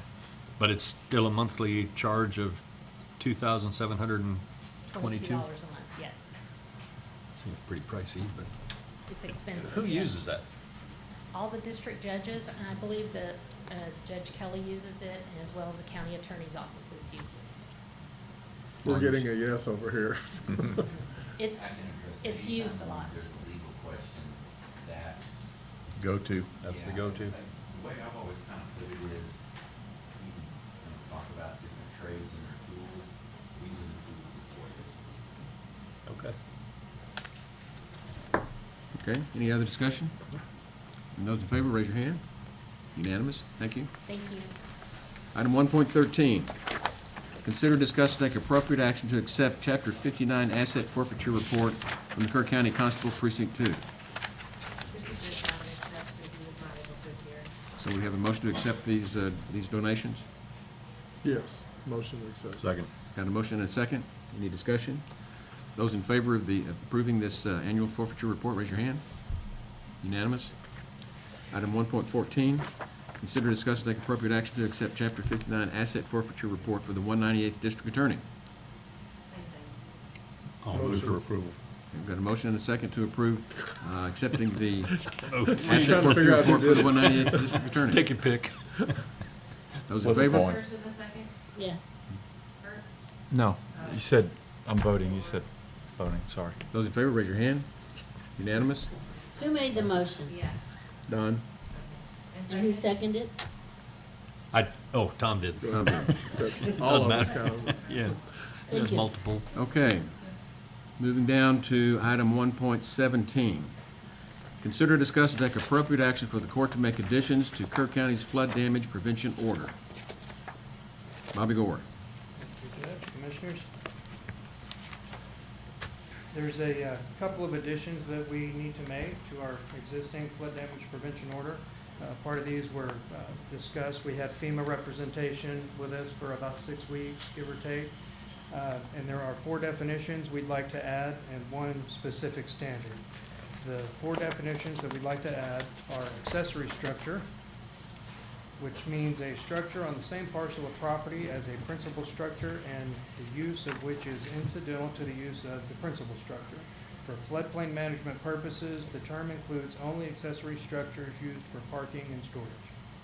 An agricultural structure, very similar, only it's specific to agriculture. It says, means a walled and roofed structure used exclusively for agricultural purposes or uses in connection with production, harvesting, storage, raising, or drying agricultural commodities and livestock, including aquatic organisms. Structures that house tools or equipment used in connection with these purposes or uses are also considered to have agricultural purposes or uses. Non-residential building means a commercial or mixed-use building where the primary use is commercial or non-habitational. Residential building means a non-commercial building designed for habitation by 1 or more families, or a mixed-use building that qualifies as a single-family, 2 to 4 family, or other residential building. And under Article 5, provisions for flood hazard reduction, under Section B, specific standards, we'd like to add item number 6 will be a detached accessory structure. Detached accessory structures used only for parking vehicles and storage or permitted at grade if the following are satisfied. There's some specifics here. In these particular zones, they're not larger than 1 story. It can be a 2-car garage, and walls have flood openings in compliance with flood requirements. They have to be anchored to resist flotation, collapse, and lateral movement. And flood damage resistant materials used below the base flood elevation must be used. Mechanical, electrical, and utility equipment must comply with these other requirements as well. These accessory structures shall be limited to not more than 600 square feet in total floor area. The county engineer requests that the court make these additions to the current flood damage prevention order, which is 37967. Okay, First, I'll make a motion to approve. I'll second. got a motion and a second to approve. So Bobby, where did y'all get these definitions? Are these, These are directly from from FEMA's model ordinance as well as Texas Water Development Boards. In fact, again, recommended by FEMA. And then also, we forwarded these sections to the Texas Water Development Board, which I got a response by email that says these proposed changes should be appropriate to include as they are drawn directly from the model ordinance, which aligns with CFR 44. okay, so the next question would be, is that the people that are currently in a rebuild phase, how will this impact them? It will help. This actually, the intent was to have these in there, and this just clarifies a few things. Right. Okay. I'm sorry? In Article 5, that allows for a detached accessory structure. A good example of it is a water well house that's down closer to the river. The intent was to allow those all along. This just kind of clarifies a couple of things regarding it. So we've got a motion and a second. Any other discussion? Those in favor, raise your hand. Unanimous. Thank you. Thank you. Next is item 118, consider, discuss, and take appropriate action for the court to authorize advertising and issuing a request for proposal for the 2025 Disaster Recovery Bridge Rehabilitation Project, number 959466, Cade Loop Bridge damage. Bobby Gore. Plans and specifications have been prepared by the Office of the County Engineer for the rehab of Cade Loop Bridge due to the damage caused by severe weather flooding on July 4th, 2025. The bridge has been inspected by Teague's Task Force 1, Pave Dawson Engineering, TxDOT, the Office of the County Engineer, and FEMA, in an effort to determine the limits of damage and repair. The contract documents have been reviewed by both TDM and FEMA. The specifications require the contractor to rehabilitate the bridge with limited and scheduled disruption to traffic with the intent of avoiding a need for a temporary bridge at Rio Vista Low Water Crossing. There will be scheduled closures for various aspects of the work. The advertisement for bid is attached, and the schedule is as follows. It will be advertised on October 22nd and again on October 29th, 2025. Mandatory pre-bid conference will be held at 2 p.m. Monday, November 10th, 2025. The bids are due the Friday, November 21st at 2 p.m. And the bid opening and award will be November 24th, which is a Monday, at 10 a.m. The county engineer requests the court authorize advertising and issuing a request for proposals for the 2025 Disaster Recovery Bridge Rehabilitation Project, number 959466, 250026, July 2nd. That is the severe weather disaster, number 4879 DR Cade Loop Bridge damage, number 1726721. Motion to approve. Second. Got a motion and a second to approve the RFP for the Disaster Recovery Bridge Rehabilitation Project as presented for Cade Loop. Any discussion? Yeah, this has taken years off our life Yes. and reduced the footprint for what we had with FEMA by over $5 million. Yep. Probably about 5.5. And so this has been tremendous. You and Charlie have worked so hard. and worked with all of our partners at the state and federal FEMA, fighting for all of it, and you are greatly appreciated. And many more acronyms. Yeah.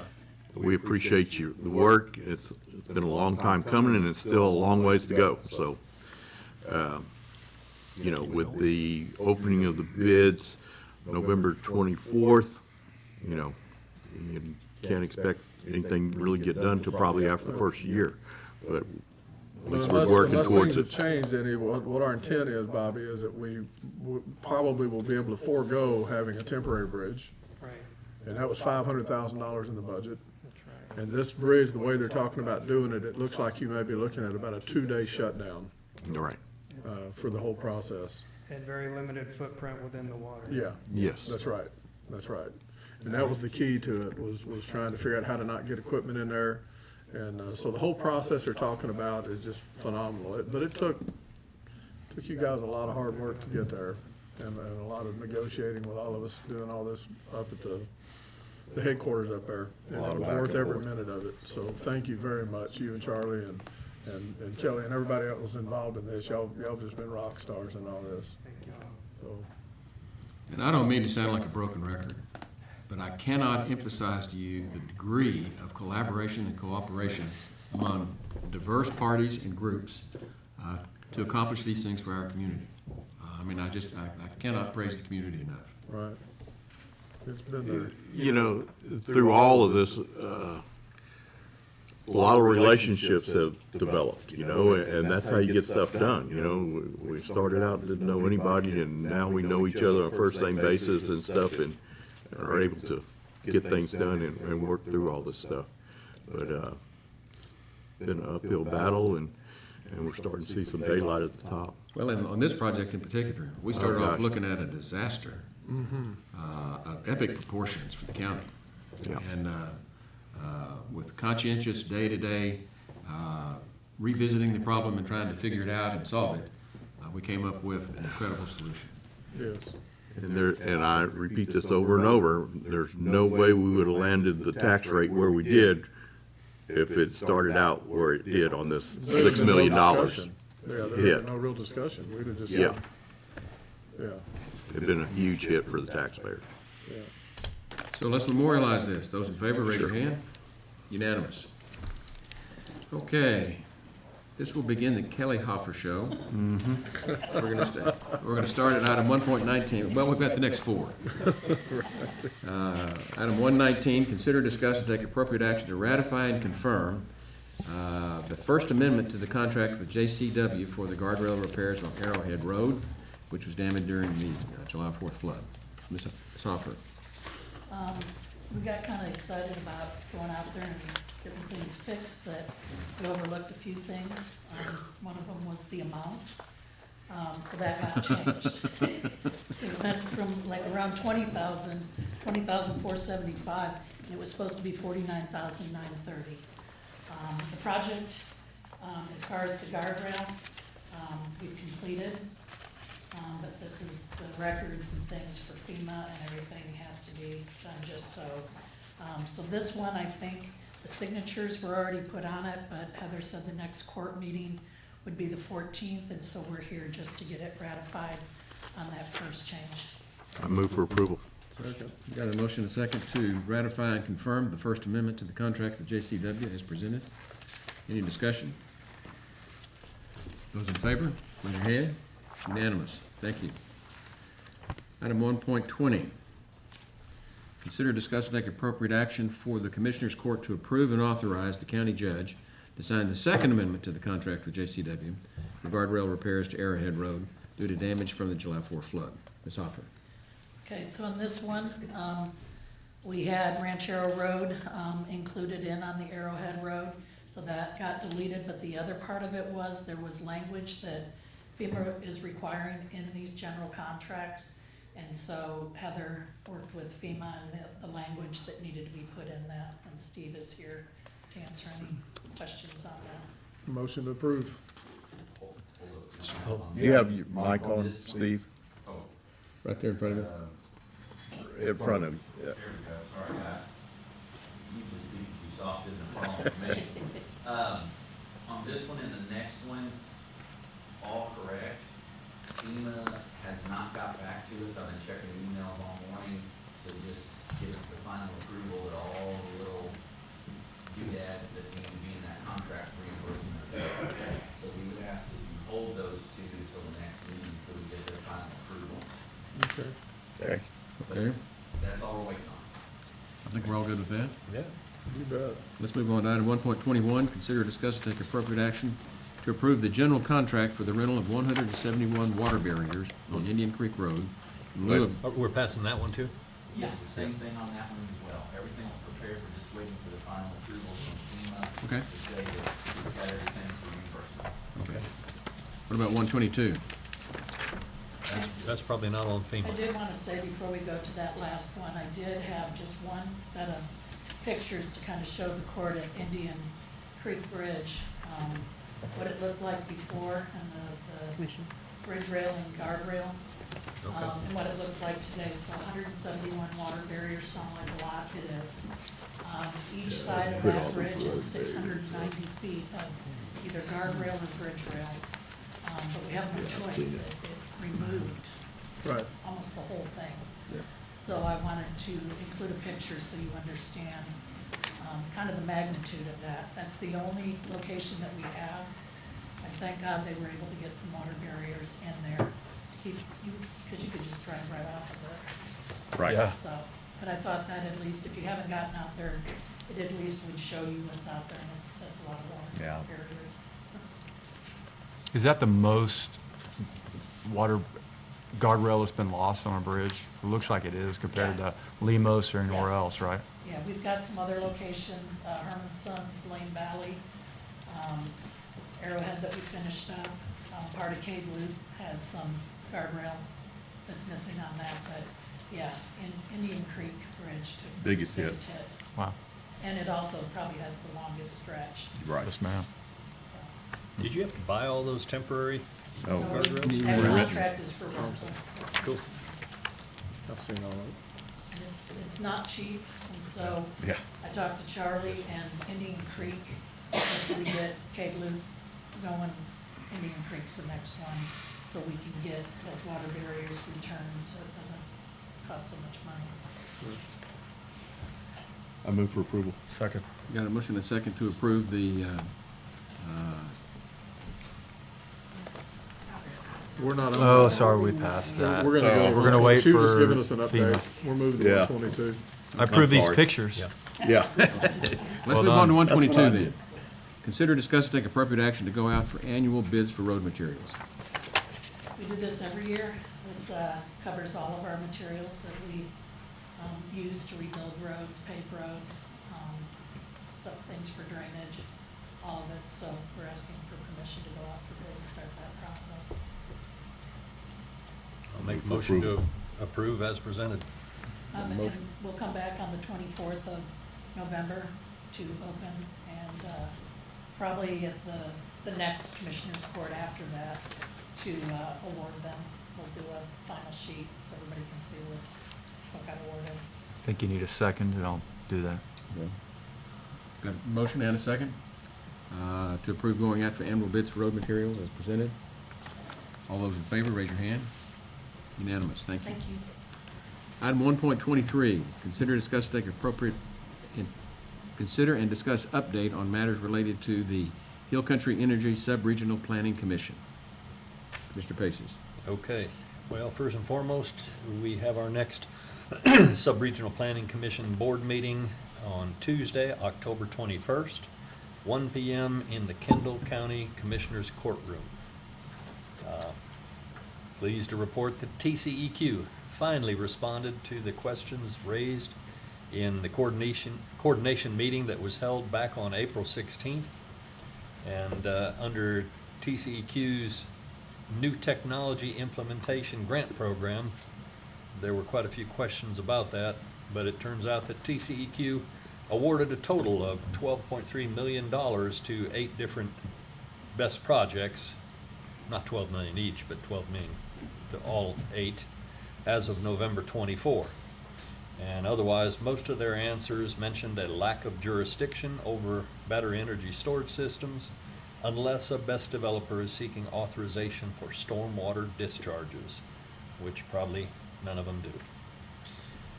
Okay, there's been no further response to our request to coordinate from Public Utilities Commission or LCRA, so we're planning to attend some board meetings coming up in the very near future, and we'll get our message to them and make sure they understand that they are taking actions or not taking actions that are jeopardizing our safety, our water, our environment, and the security of the Texas grid.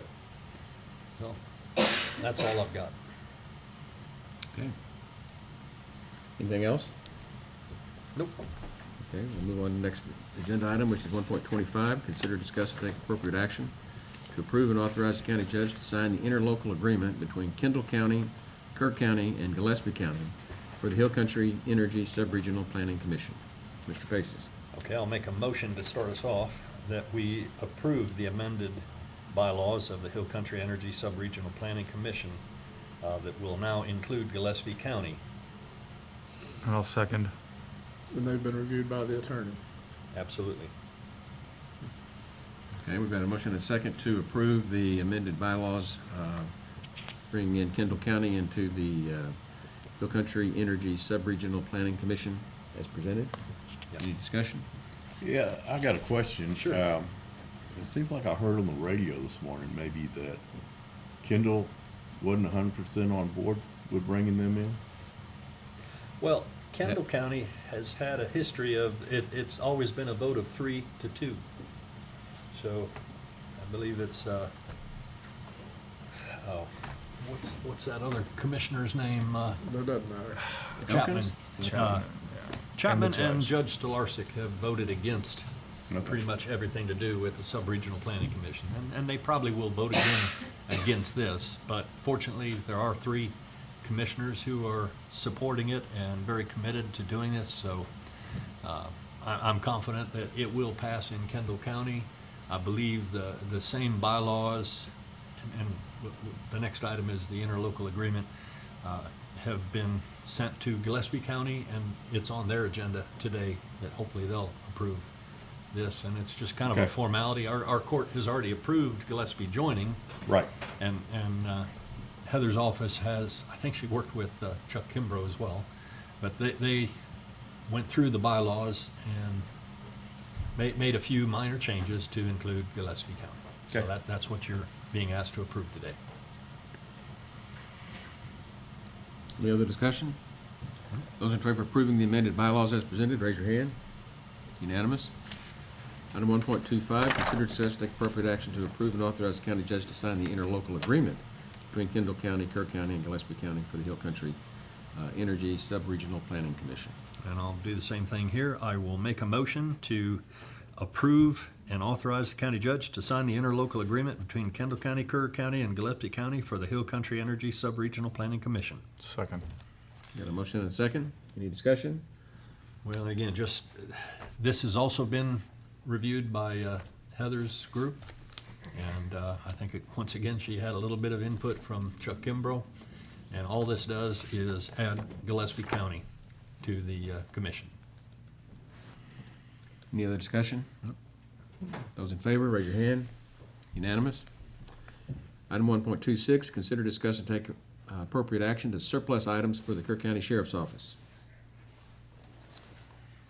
Ms. Johnson. Morning. There are miscellaneous items on your list that you have that would like to be surplus from the Sheriff's Department. I move for approval. Second. Got a motion and a second to approve surplusing the items from KCSO as presented. Any discussion? Those in favor, raise your hand. Unanimous. 1.27, consider, discuss, and take appropriate action to accept the Office of the Governor grant number 5439801 in the amount of $72,250 for car computers in the Kerr County Sheriff's Office. Morning. Mr. Gage. Just like the court to go ahead and approve the awards for it. This is the pass-through through ACOG we applied for back in December to help offset some of the costs for the in-car computers. So we just received an award, first time to be able to come to the court. That award amount is $72,250. Okay. I'll make a motion to accept the Office of the Governor's grant number 5439801 in the amount of $72,250 for car computers in Kerr County Sheriff's Office. Second. Got a motion and a second to approve the grant as presented for the car computers for the sheriff's office. Any discussion? How many does that buy us, Lieutenant Gage? Right around 10. Well done. 10. So the other one will be through Operation Lone Star. We should be able to finalize. Fielding plan for those? Who do they go to So first? working with IT, we just want to make sure we got the award.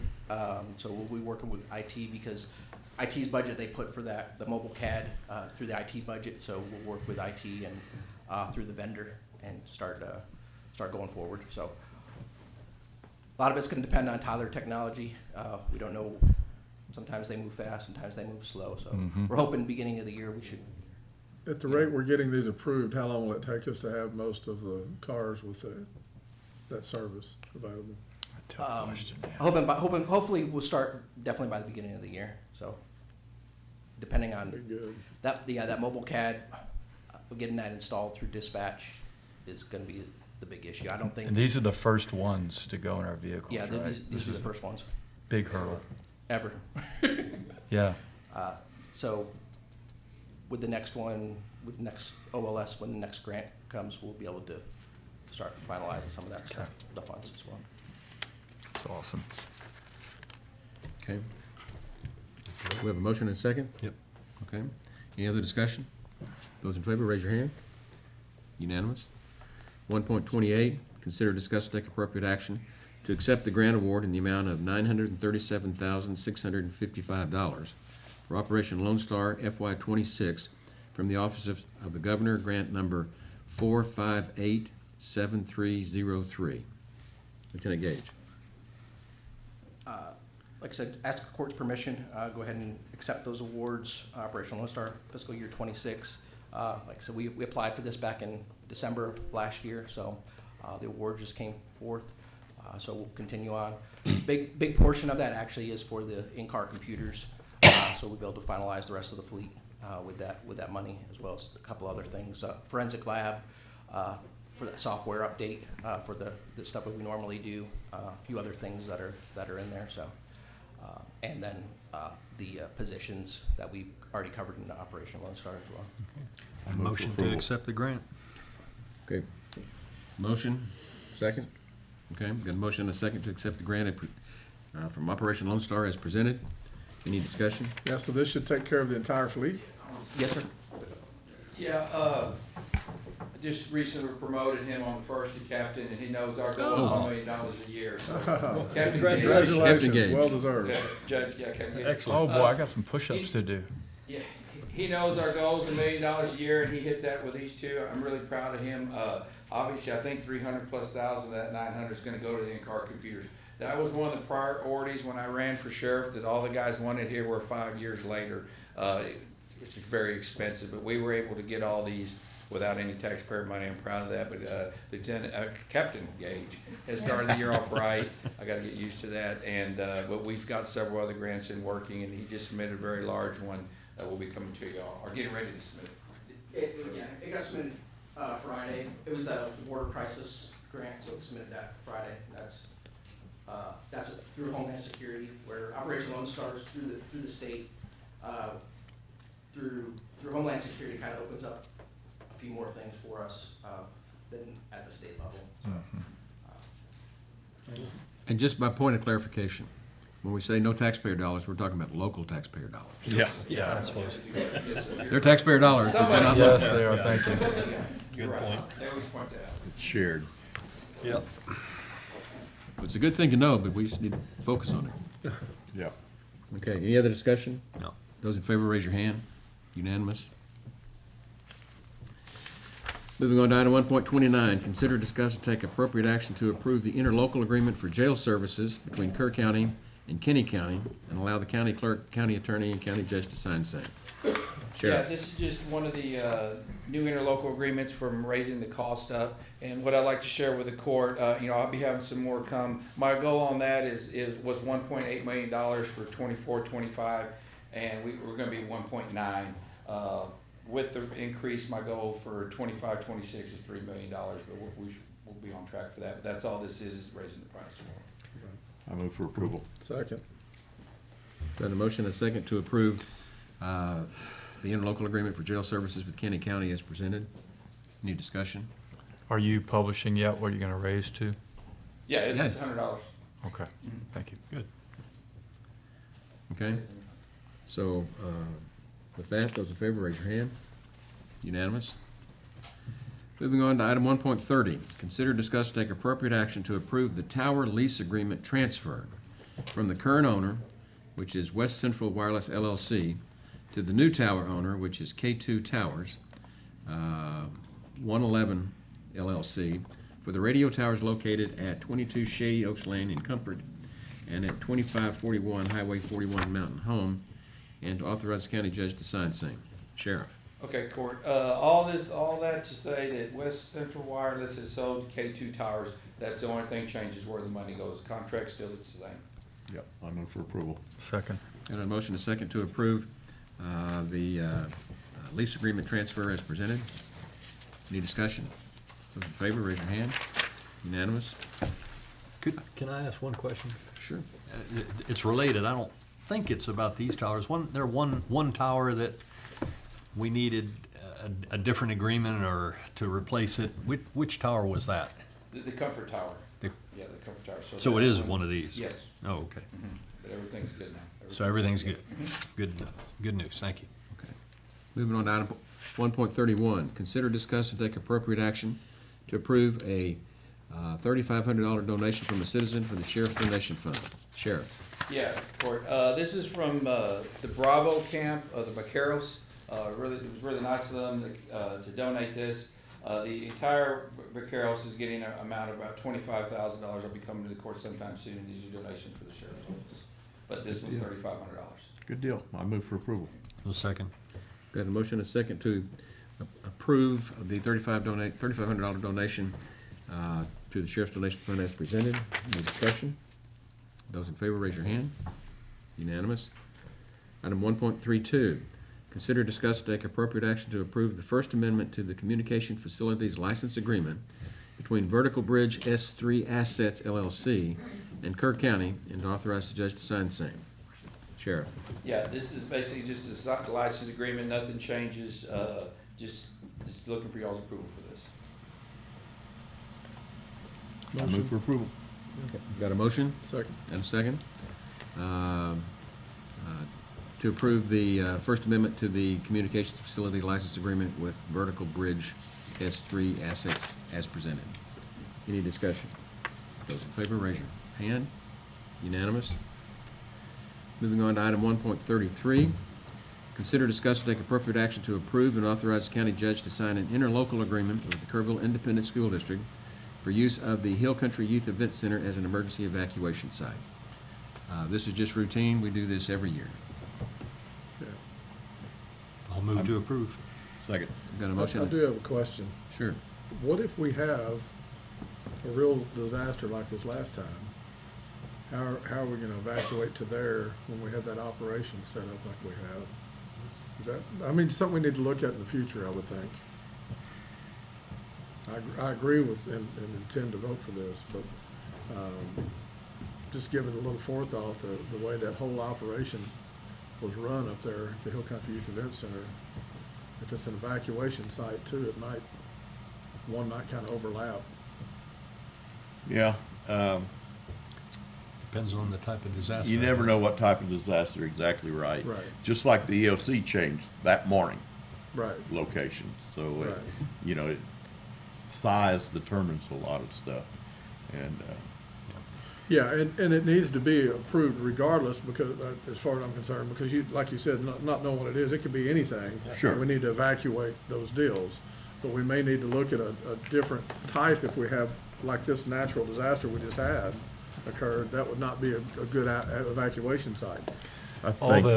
Just for point of clarity, in fact, all the VFDs are also evacuation sites, and the new one that's being built or planned to be built up near Center Point has to be built to that standard as evacuation control center as well.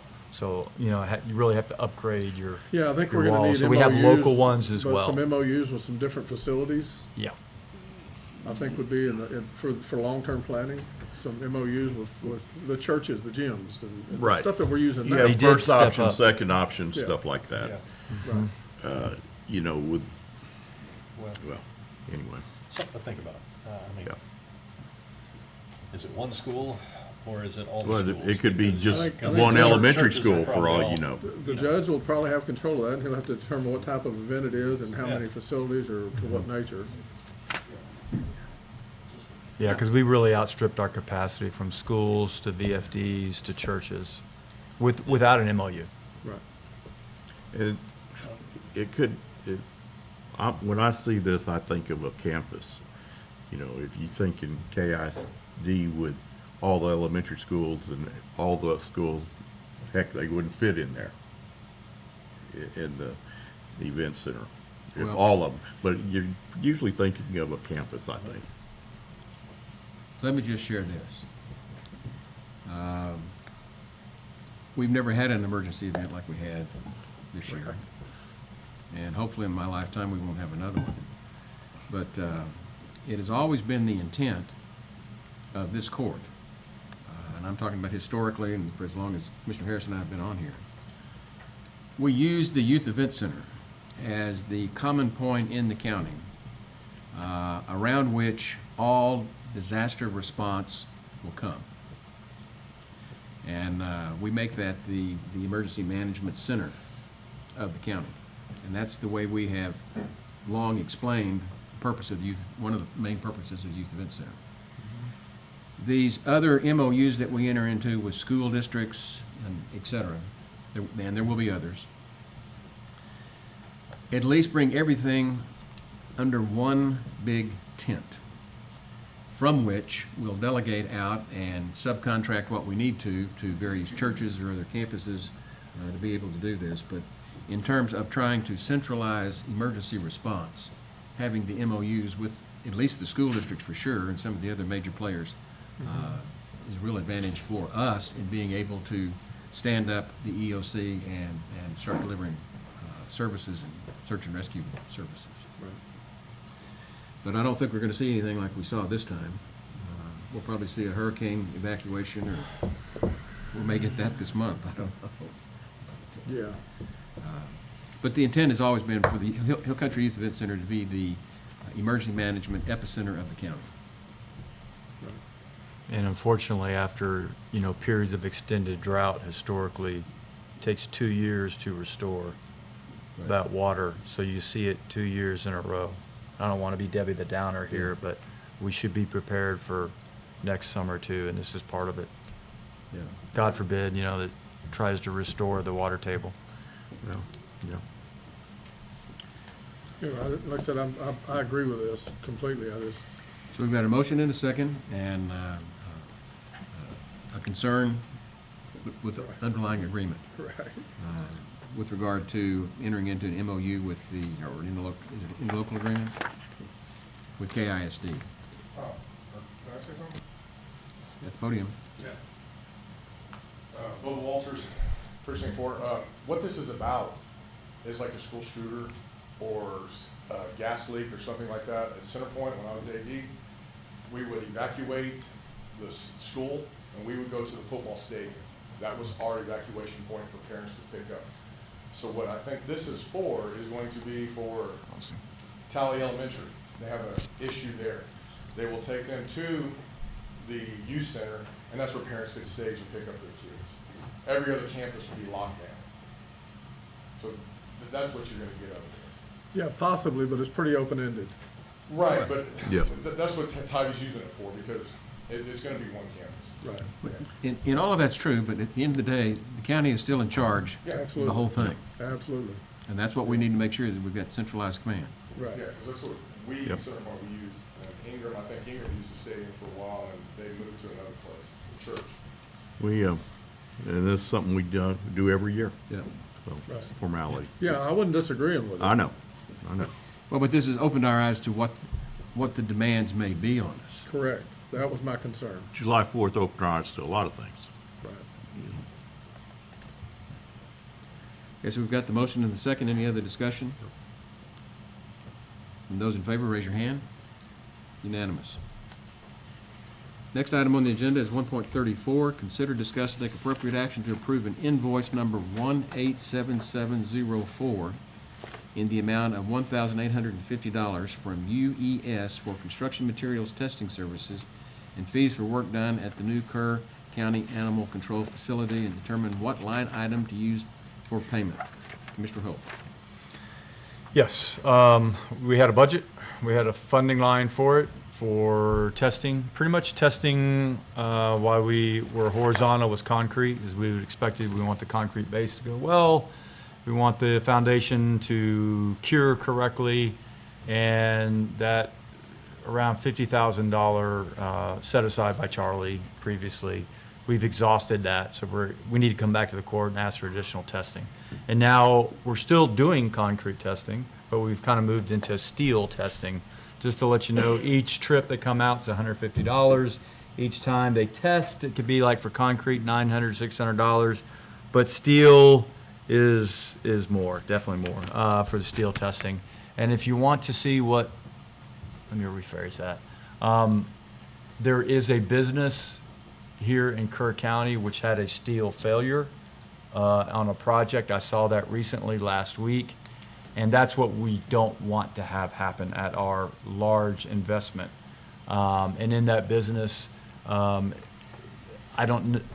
on our lawsuit, so I'm not going to speak about that. It's dramatic if you go there and look at it.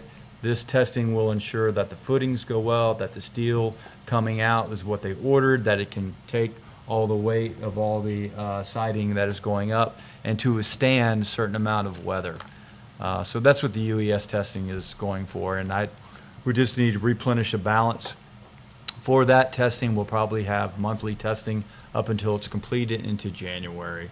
So we've got these two outstanding balances of $1,850, $1,745, and one additional $4,800, which will be on the next agenda. So we still have to replenish that line of funding in order to do that requirement so we can pass code.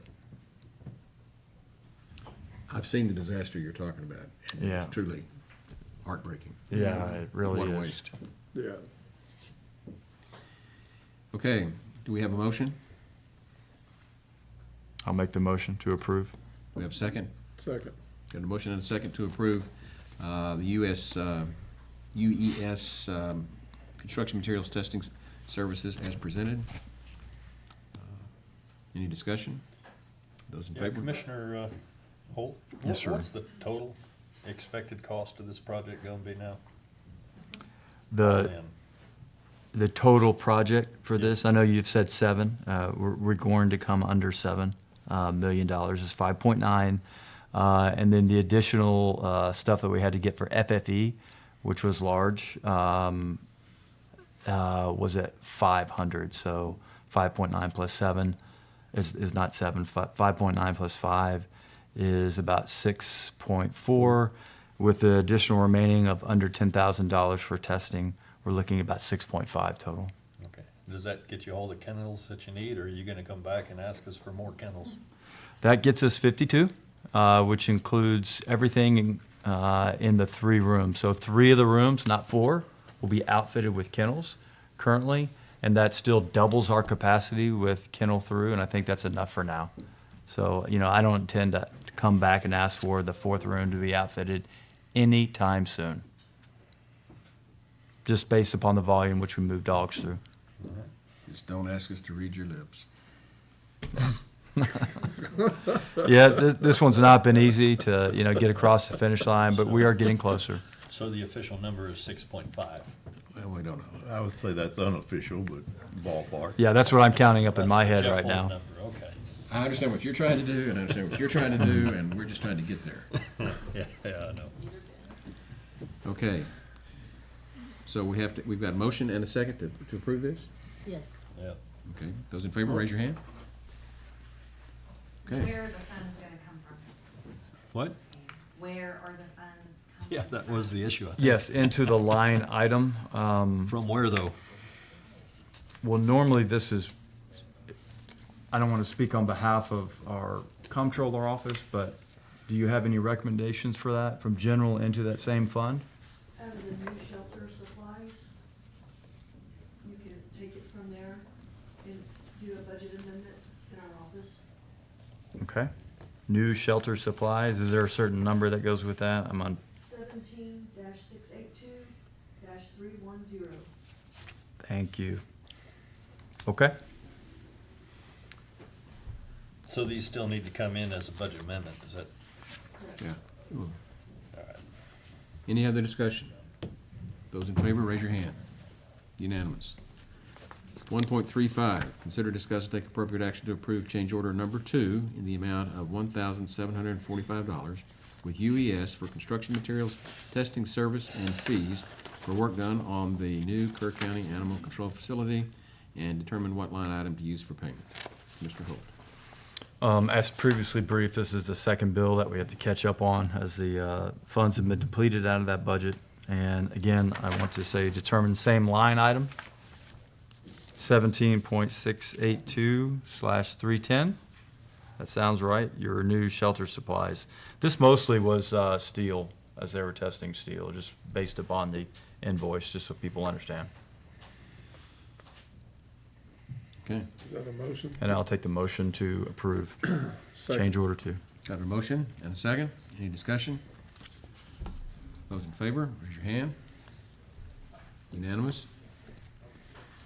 Item 1.36, consider, discuss, and take appropriate action to hire Bob A. Moran, ATA, to appraise the existing Kerr County Animal Control Facility located at 1001 City Farm Road, 115 Valley View, and 500 Ranchero Road, all located in Kerrville, Kerr County, Texas.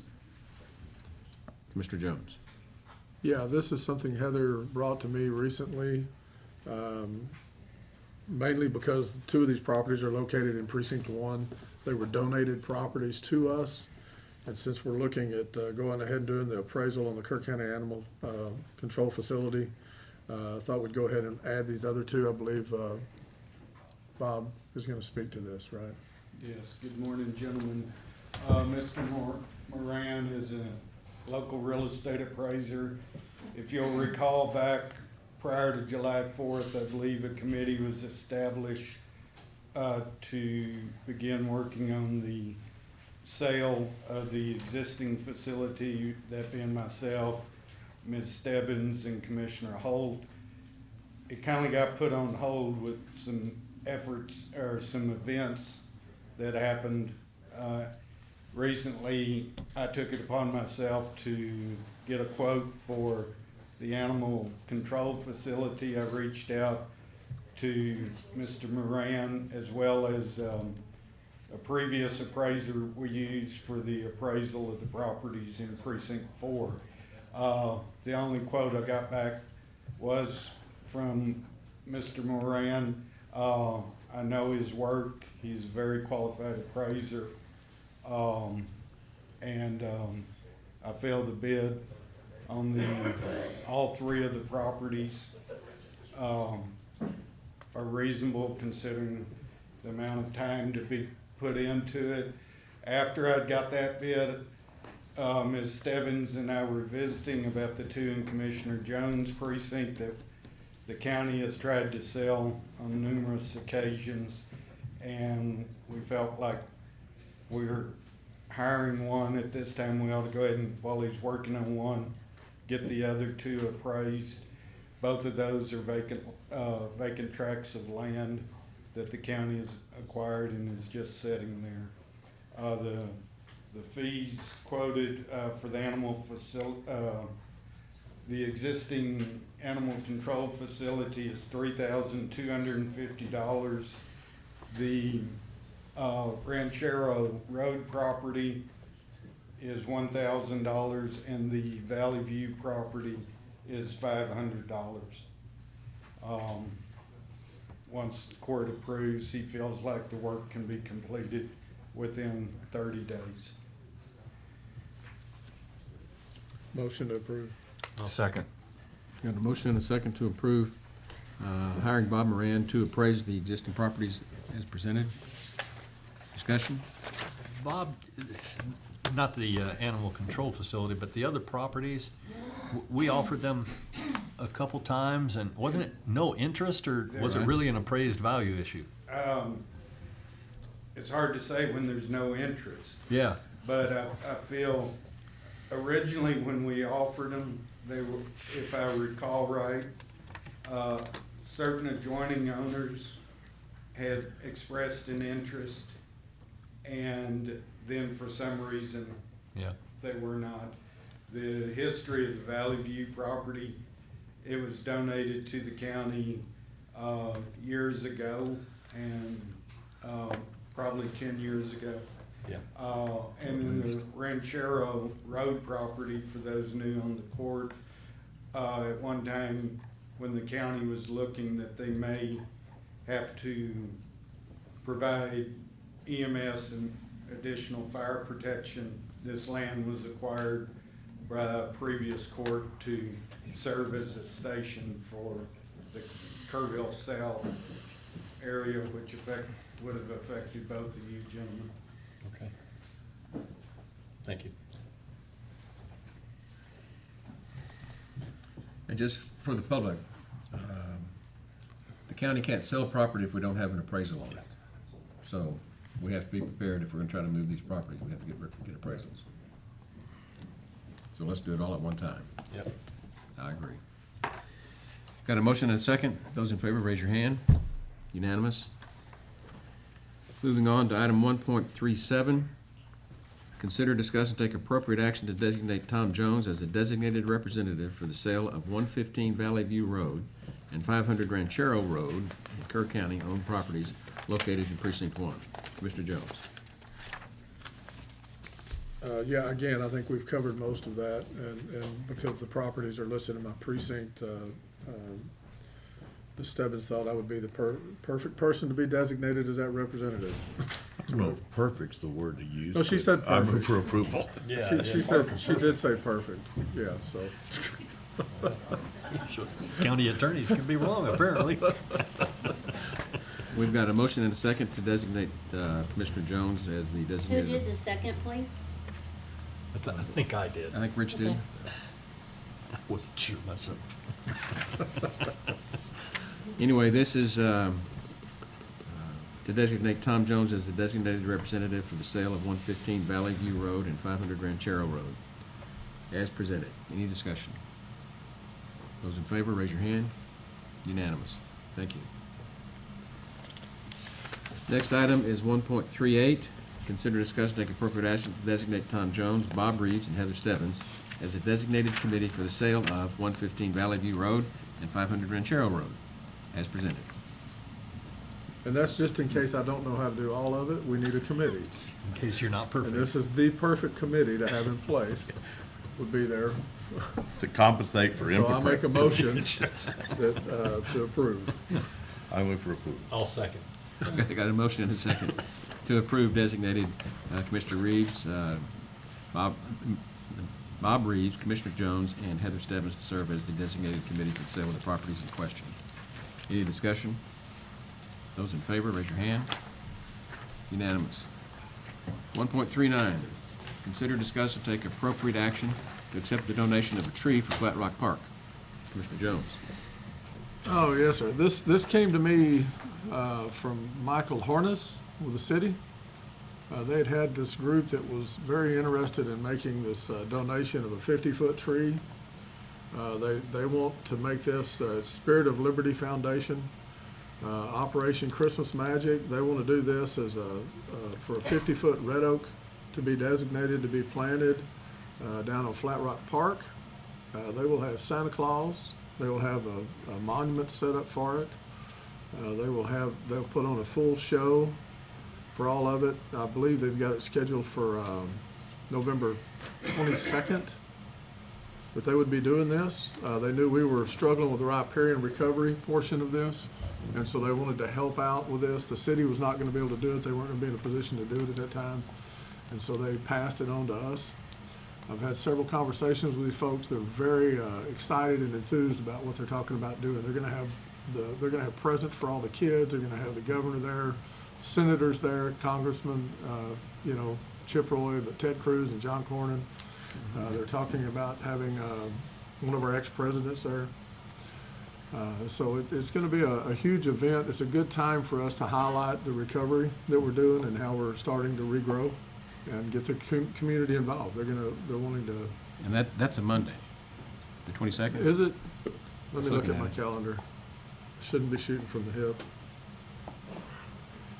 I've got it down for a Monday. Because I know we've got the tree lighting here, I think, on Friday. Right. No, it's not. November 22nd. Yeah, Saturday. Oh, November 22nd. Yeah, I'm sorry. I Okay. should have said November. November 22nd. And they bumped it a week. Okay, all good. Because I told them we needed more time, they were all gung-ho, and I said, well, first off, we have to go through the court and see if they're in favor of this. If they are, then we'll be ready to do that. I believe they're purchasing the tree here locally through Mosties. So they're using our local resourcing. And so it just sounds like a real opportunity to get a lot of folks down there and get excited. So we would need somebody to figure out a location where they want to put it. That would not be my area. They want it closer, to the river area if we can, if we approve it, and get them going.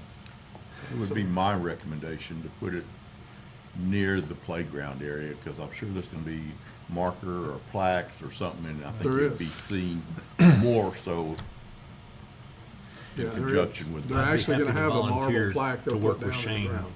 on where we put it, because it now looks like we're gonna have two playground sets, where the original was and another one, and then a flagpole, so we kinda need to coordinate all this stuff. But I'm all in favor of accepting the donation, it's just a matter of where we put this thing. Sure, that's an easy solution, fix. So, got a motion and a second? Yep. Do we? I'm not. We I did. did We it did it, in if I'm the asking. form of a motion, so Okay, who's second? Second. okay. Now Who you made the go- motion? Tom. Tom made the motion. Don We have a made the motion, second. motion and a second to accept the donation of a tree for Flat Rock Park as presented. Any discussion? Those in favor, raise your hand. Unanimous. Item 1.40, consider, discuss, and take appropriate action to approve and authorize the county judge to sign the proposed statewide opioid settlement agreement. Again, we got into this thing, what? At the time we came on the court, 8 years ago? Yeah. Something like that? And they trickle in. Here's Yeah. another settlement, and we'll take it. Okay. I move for approval. Second.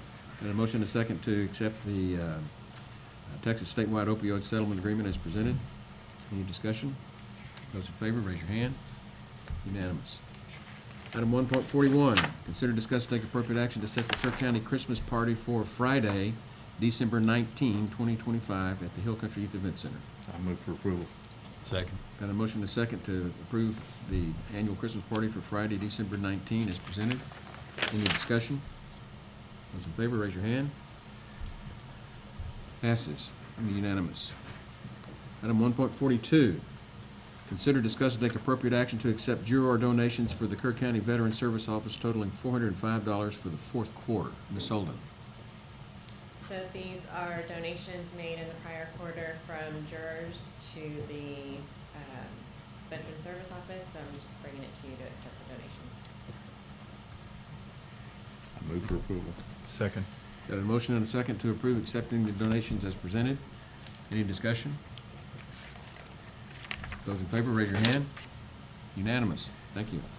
1.43, consider, discuss, and take appropriate action to accept the contract services donations for emergency protective measures for the July 2025 flood event. Ms. Holden.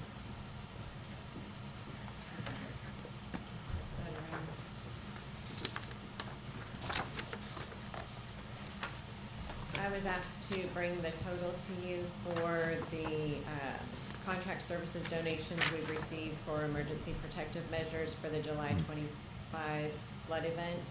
So as of October 2nd, we have 4 donations made to the county for services that total $231,436.95.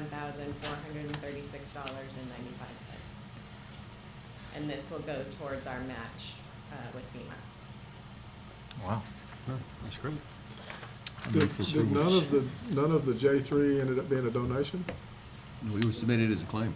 Well, I know they submitted a claim, but I thought they I don't think they ruled on it. I don't have have information on that. So. I don't think we've got word back from them on it yet. So how does it work?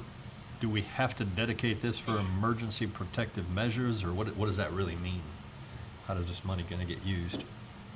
I believe it's the terminology that I was asked to provide the court for you to accept the dollar amount.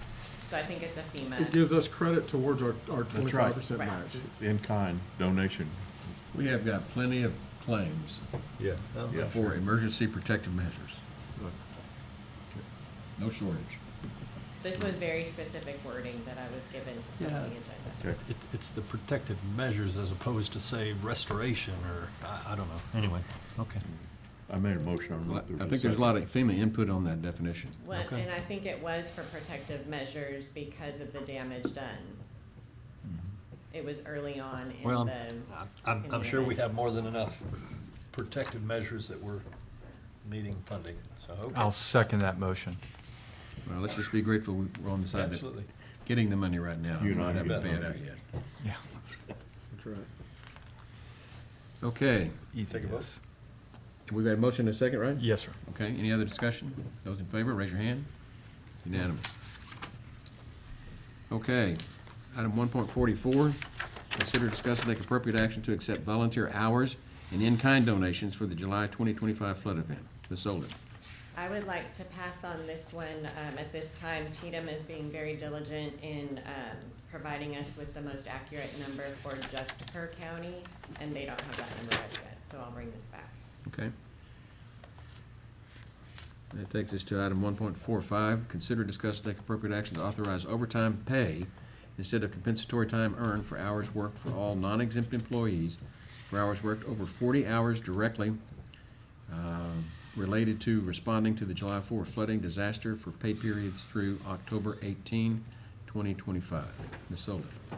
So I'm just bringing this back again to you guys. The last payroll that we had one employee with overtime hours that was just over $700 that we paid out. So it is going down, but I know that there is still some work being done that's causing overtime. Okay, I'll move to approve as recommended.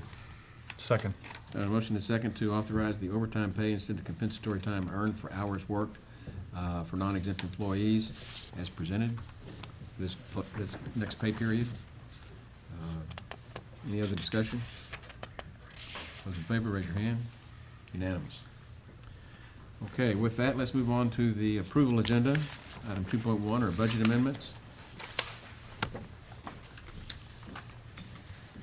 Yes, we have three budget amendments, and the first one is to auditor certifies grant money available. I move for approval. Second. We have a motion and a second to approve the budget amendments as presented. Any discussion? Those in favor, raise your hand. Unanimous. 2.2, pay bills.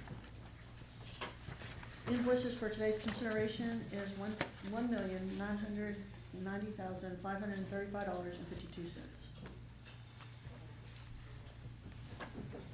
Is there a Move motion? to approve. Motion Second. and a second to pay the bills as presented. Any discussion? Those in favor, raise your hand. Unanimous. 2.3, late bills. There are none? Very good. 2.4, auditor reports. There is none. Very good. Thank you. 2.5, accept monthly reports. Yes, excuse me. Quarterly report, July through September of 2025. Environmental Health and Animal Services, Director Reagan Givens. August 2025, Justice of the Peace, Judge Bill Ragsdale, Precinct 4. Treasurer's Office, County Treasurer Tracy Sullivan. September 2025, Constable Tommy Rodriguez, Precinct 1. Constable Kyle Snyder, Precinct 2. Constable Paul Gonzalez, Precinct 3. Constable Brad Ryder, Precinct 4. Justice of the Peace, Judge Mitzi French, Precinct 1. Judge J.R. Horn, Precinct 2. Judge Kathy Mitchell, Precinct 3. Auditor's Office, County Auditor Tanya Shelton. Payroll approval, County Treasurer Tracy Sullivan. County Clerk's Office, County Clerk Nadine Alford. Environmental Health and Animal Services, Director Reagan Givens. I move for approval. Second. We've got a motion and a second to approve the monthly reports as presented. Any discussion? And those in favor, raise your hand. Unanimous. Moving on to 2.6, court orders. I have reviewed court orders for September 22, 2025, numbers 41530 through 41563. They all appear to be in order to me, and I move that they be approved. Second. Got a motion and a second to approve the court orders as presented. Any discussion? Those in favor, raise your hand. Unanimous. With that, we'll move on to the information agenda, status reports from department heads. Yes, ma'am. I just wanted to let the court know that today we're over doing the driveway and the parking lot of Animal Services building. We're gonna do one coat. I talked to Commissioner Lutz at the last meeting, and he said, we'll do one, and then in the spring, we'll do the second coat once the ground temperature warms up. But he had spoke with, I think, a person from the fire department, and so everything should be okay on that, so that's going down today. Okay, good. Where at again? At Animal Services. Animal control. Okay. Get it Yep. right. Oh, the new name, the animal The control. new one, The yeah. old name. Okay. Just to let you know that that's. Thank you. happening, so everything, hopefully, and that money came out of Road and Bridge, so we don't have to worry with that money. Any more department heads? I thought I saw one show up. Shiny one. Yes, good morning, Court. As you guys may or may not be aware, Matt Comer has resigned his position in Salem County and has moved up to Idaho to be with family. So I'm introducing you to Robert Thibodeau. He is my new sysad. He can introduce himself a little bit better. Morning, gentlemen. Morning, Your Honor. My name is Robert Thibodeau. I've worked in IT for about almost 30 years. Worked at GameStop headquarters for about 20 years. Served in the military. I served 5 years in the Marine Corps, 3 years in the Army. And now I'm here. Good. I was the IT director for Minimark for about 10 years as well. What's your last name? Thibodeau. Oh, you're Monica's husband. I am. You know my wife? Yes, yes, yes. She's over at Headwater Groundwater. Yeah, absolutely. Yeah, she's our interim director over there right now. Yeah, Jean. sure. Welcome Yeah. aboard. Yeah, welcome. Yeah, yeah. You're from Louisiana by any chance? No, sir, Beaumont. Okay. Close enough. Close. There's a lot of Boudreaux's over there I too. think my people came across the border and said, "Ooh, we're tuckered out." We're Thibodeau's and Boudreaux's, okay. Right, right. Good, welcome. Yeah. Okay, All right. very good. Any other department heads?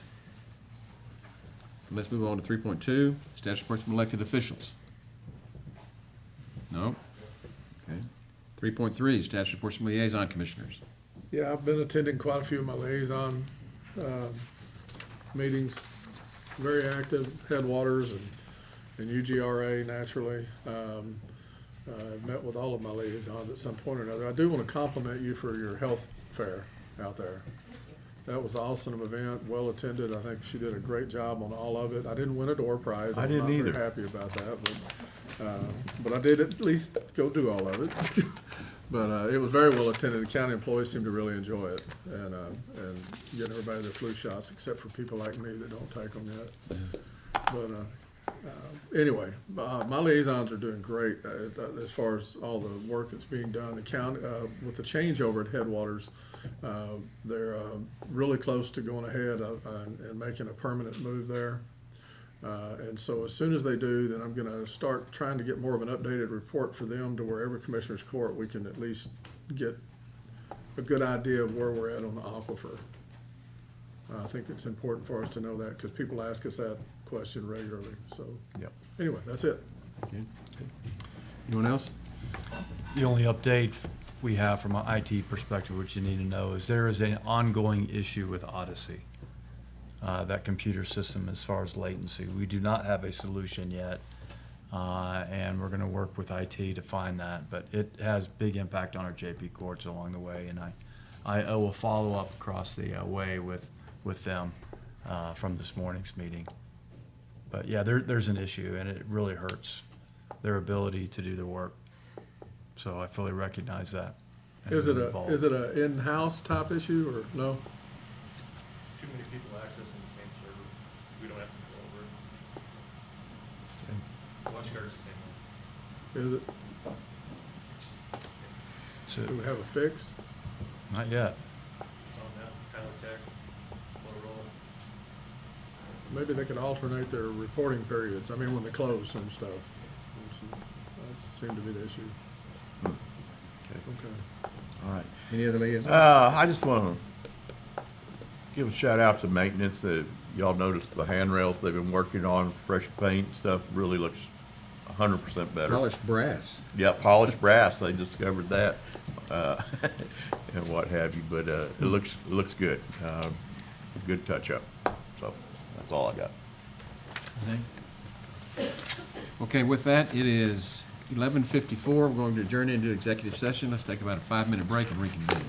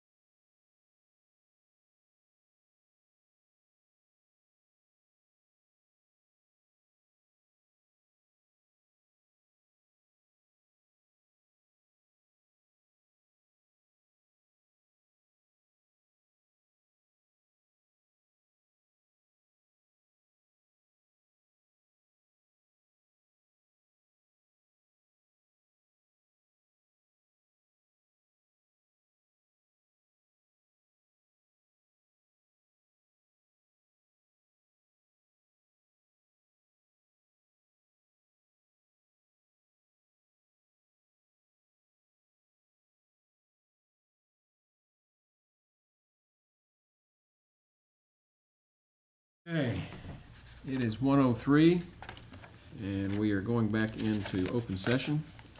The next item on the agenda is 5.1, action as may be required on matters discussed in executive session. And do I hear a motion? I'll make the motion to approve the action on an executive session. This is 4.2, which was consider, discuss, and take appropriate action to modify work schedule and benefits of district clerk's office employee. And the action that we're taking on that is to provide them their benefits under our policy. Specifically dental, right? And Life insurance. life. Medical is Well, required. Health, dental, and life. Well, she gets health automatically. Yeah. Continue as she is? Okay. So we've got a motion and a second. Any discussion? Those in favor, raise your hand. 4-0, unanimous. There being no other business before the court, then we are adjourned.